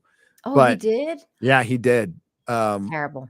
But he also did Maniac for Netflix, which is a good, weird show. That was a good show. Yeah, I like that show. And yeah, his directing in that first season is unbelievable. Like, it really makes the case for, if you want to do prestige television, it probably benefits you from just having one like director with a singular vision, because absolutely fucking shows in that show. Absolutely. I mean, dude, I like binge True Detective hard. Like, it was just like one after the other. Okay, let's see next. Thank you for that super chat. Thank you for the super sticker. Sophie, thank you for the 6. Yeah, he got canceled. He did get, somebody asked in the chat if he got canceled. Yes, he did. Oh, did he? I didn't know that. What did he get He canceled for? womanized. He was a director in Hollywood. Had sex. Fuck. He breathed air. Oh no. Breathed air, grabbed an ass. I don't fucking know. Drank water. Oh my God. Sophie, thank you for the 6. Also about true crime docus. Most of them are filmed and narrated in way levels above what supposedly blockbusters are doing. Great storytelling. This is all very accurate. Thank you for that. Couch Entertainment for $5. Hello, you two. So within this community, you guys made me pull the trigger to start my channel and cover TV and movies. Gonna cover the arc on sci-fi. Yay! Do it. Have fun. Yay! Have fun. Absolutely. Everybody, check out Couch Entertainment. New channel. It's a good name. I like that. I like it. I like good name. Austin Keyser, thank you for the 2. Gary, you should do work with Doomcock again. You never know what's gonna happen in the future. You never know what the future will bring. Thank you, Woolis, for the $20. Very generous. Hello, Gary. Did the current showrunners of Picard season 3 watch your videos? Apparently, yeah. So they didn't watch the season 1 review, did they, Gary? Did they? Maybe, I don't know, but I mean, they did. They did 12 Monkeys too, and I fucking loved that show. Oh, I never watched it. It's really good. Because I like the movie way too much, and I was like, the movie's okay, well, it's super. It's because it's more fun. So the TV show is fun. The movie is dark, and the movie is one of my all-time favorites. I love the movie. Brilliant. Terry Gilliam, probably my favorite all-time director. Period. Wow. Terry Gilliam. Wow. I think he's just a visual genius. High and praise. Too much of an art to work with anybody else, but he would have been the absolute perfect person to do a Hitchhiker movie. Terry Gilliam, he's the GOAT. But the series you think is good? Like, it holds up to the movie? Totally different things. It's fun sci-fi. It's a fun sci-fi romp. The movie is like a case study, really good, by the way, time travel, like done right, tragic. Excellent. I might check it out because I just love the movie, and I was scared because it was also on Netflix. I was scared that they were gonna, basically ruin the movie. So and that movie is what like made Brad Pitt. Yeah. 12 Monkeys. Like, Brad Pitt was just a pretty boy till that movie came out. Well, he put in the work for that movie. That was great. Well, and Fight Club. I think Fight Club did it too. Gary, it's been such a fun night to hang out with you. It's been so good to I gotta bail out. Kick it back. No problem. Thank you for being here. You're awesome. Thanks for having me. Of course, anytime. And we're gonna hang out again Sunday. So come back, you guys. Sunday. Tulsa King review at 5 Eastern. Come and hang out with us if you've seen it, and if you didn't, go watch it and come hang out with us. Gary, I know you got a video coming out tomorrow. Yeah. It's about Ezra Miller and James Gunn. James Gunn and Henry Cavill. God, my boy. They did him dirty. But is there anything else you want to plug before you leave? Video tomorrow. Melanie Mack on Friday Night Tights. Oh, and yay. I'll be here on Sunday to do Tulsa King. So, Excellent. yeah, Thanks Melanie's again. super cool. We like Yeah, her. she's a cool chick. Love Melanie Mac. Everybody subscribe to Nerdrotic. Of course, all the links are in the description. And again, thank you for being here. And I'll see you Sunday, Thanks, buddy. Nia. See you Sunday. Thanks, chat. You're wonderful. And I'll see you around. Ciao. Take care. Bye. Yay, that was scary. Everybody, round of applause. Such a cool dude. Hung out with me for way longer than I expected. But that's also because you guys were so generous tonight, sending in so many super chats, and I'm going to finish them before I log out for the night. So thank you again, Russell Hall, for $2. Says bring back Jodie Whittaker and made her a whore. Fuck you, Russell. Black Sigma, thank you for the $10. Let's not lie to ourselves. For James Gunn to get rid of Cavill was a middle finger to the fandom. Face it, to keep Miller and God forbid Amber Heard speaks volumes. I 100% agree. I'm kind of really just done with all of that. An Aquaman abuser of the Streamlabs, thank you for the $2. Says Batman is old, established, yet no Affleck either. He's apparently going to be directing something, according to James Gunn. Black Sigma, thank you for the $5. Question for Gary: will the MCU invade the DCU sooner than later? I'm sorry that I didn't get to this one, but the answer to your question is probably. Tricky, thank you for the 5. Says Disney is the R. Kelly of corporations, just peeing all over our stuff. That's a good one, dude. And I like your icon. Thank you so much. Thank you, Chris. Thank you for hanging out with the chat. Thank you, everybody, for hanging out with me and Gary tonight. Once again, I want to thank Gary, my guest, for hanging out with me as long as he did. He's awesome. Make sure you subscribe to him. And of course, check out Friday Night Tights on Friday. I will be back on Friday to do my show, Infinite Hope, to balance out this crazy world that we have. There'll be a little show where we won't be talking about Eliza Blue, where we won't be talking about weird human trafficking stuff, where we won't be talking about, all the crazy ish that is going on. We're just going to focus on good things and focus on good people, good humans, cute animals, and all that stuff. So that's Friday at 2 Eastern, Infinite Hope, before Friday Night Tights. Come and hang out with me then if you're into that. If not, I will see you guys Sunday for the Tulsa King review, which should be really fun with Gary, and a lot of other people are going to be there. That's going to be a full house that night. So until then, you guys, thank you again for hanging out with me, and I'll see you next time. Bye.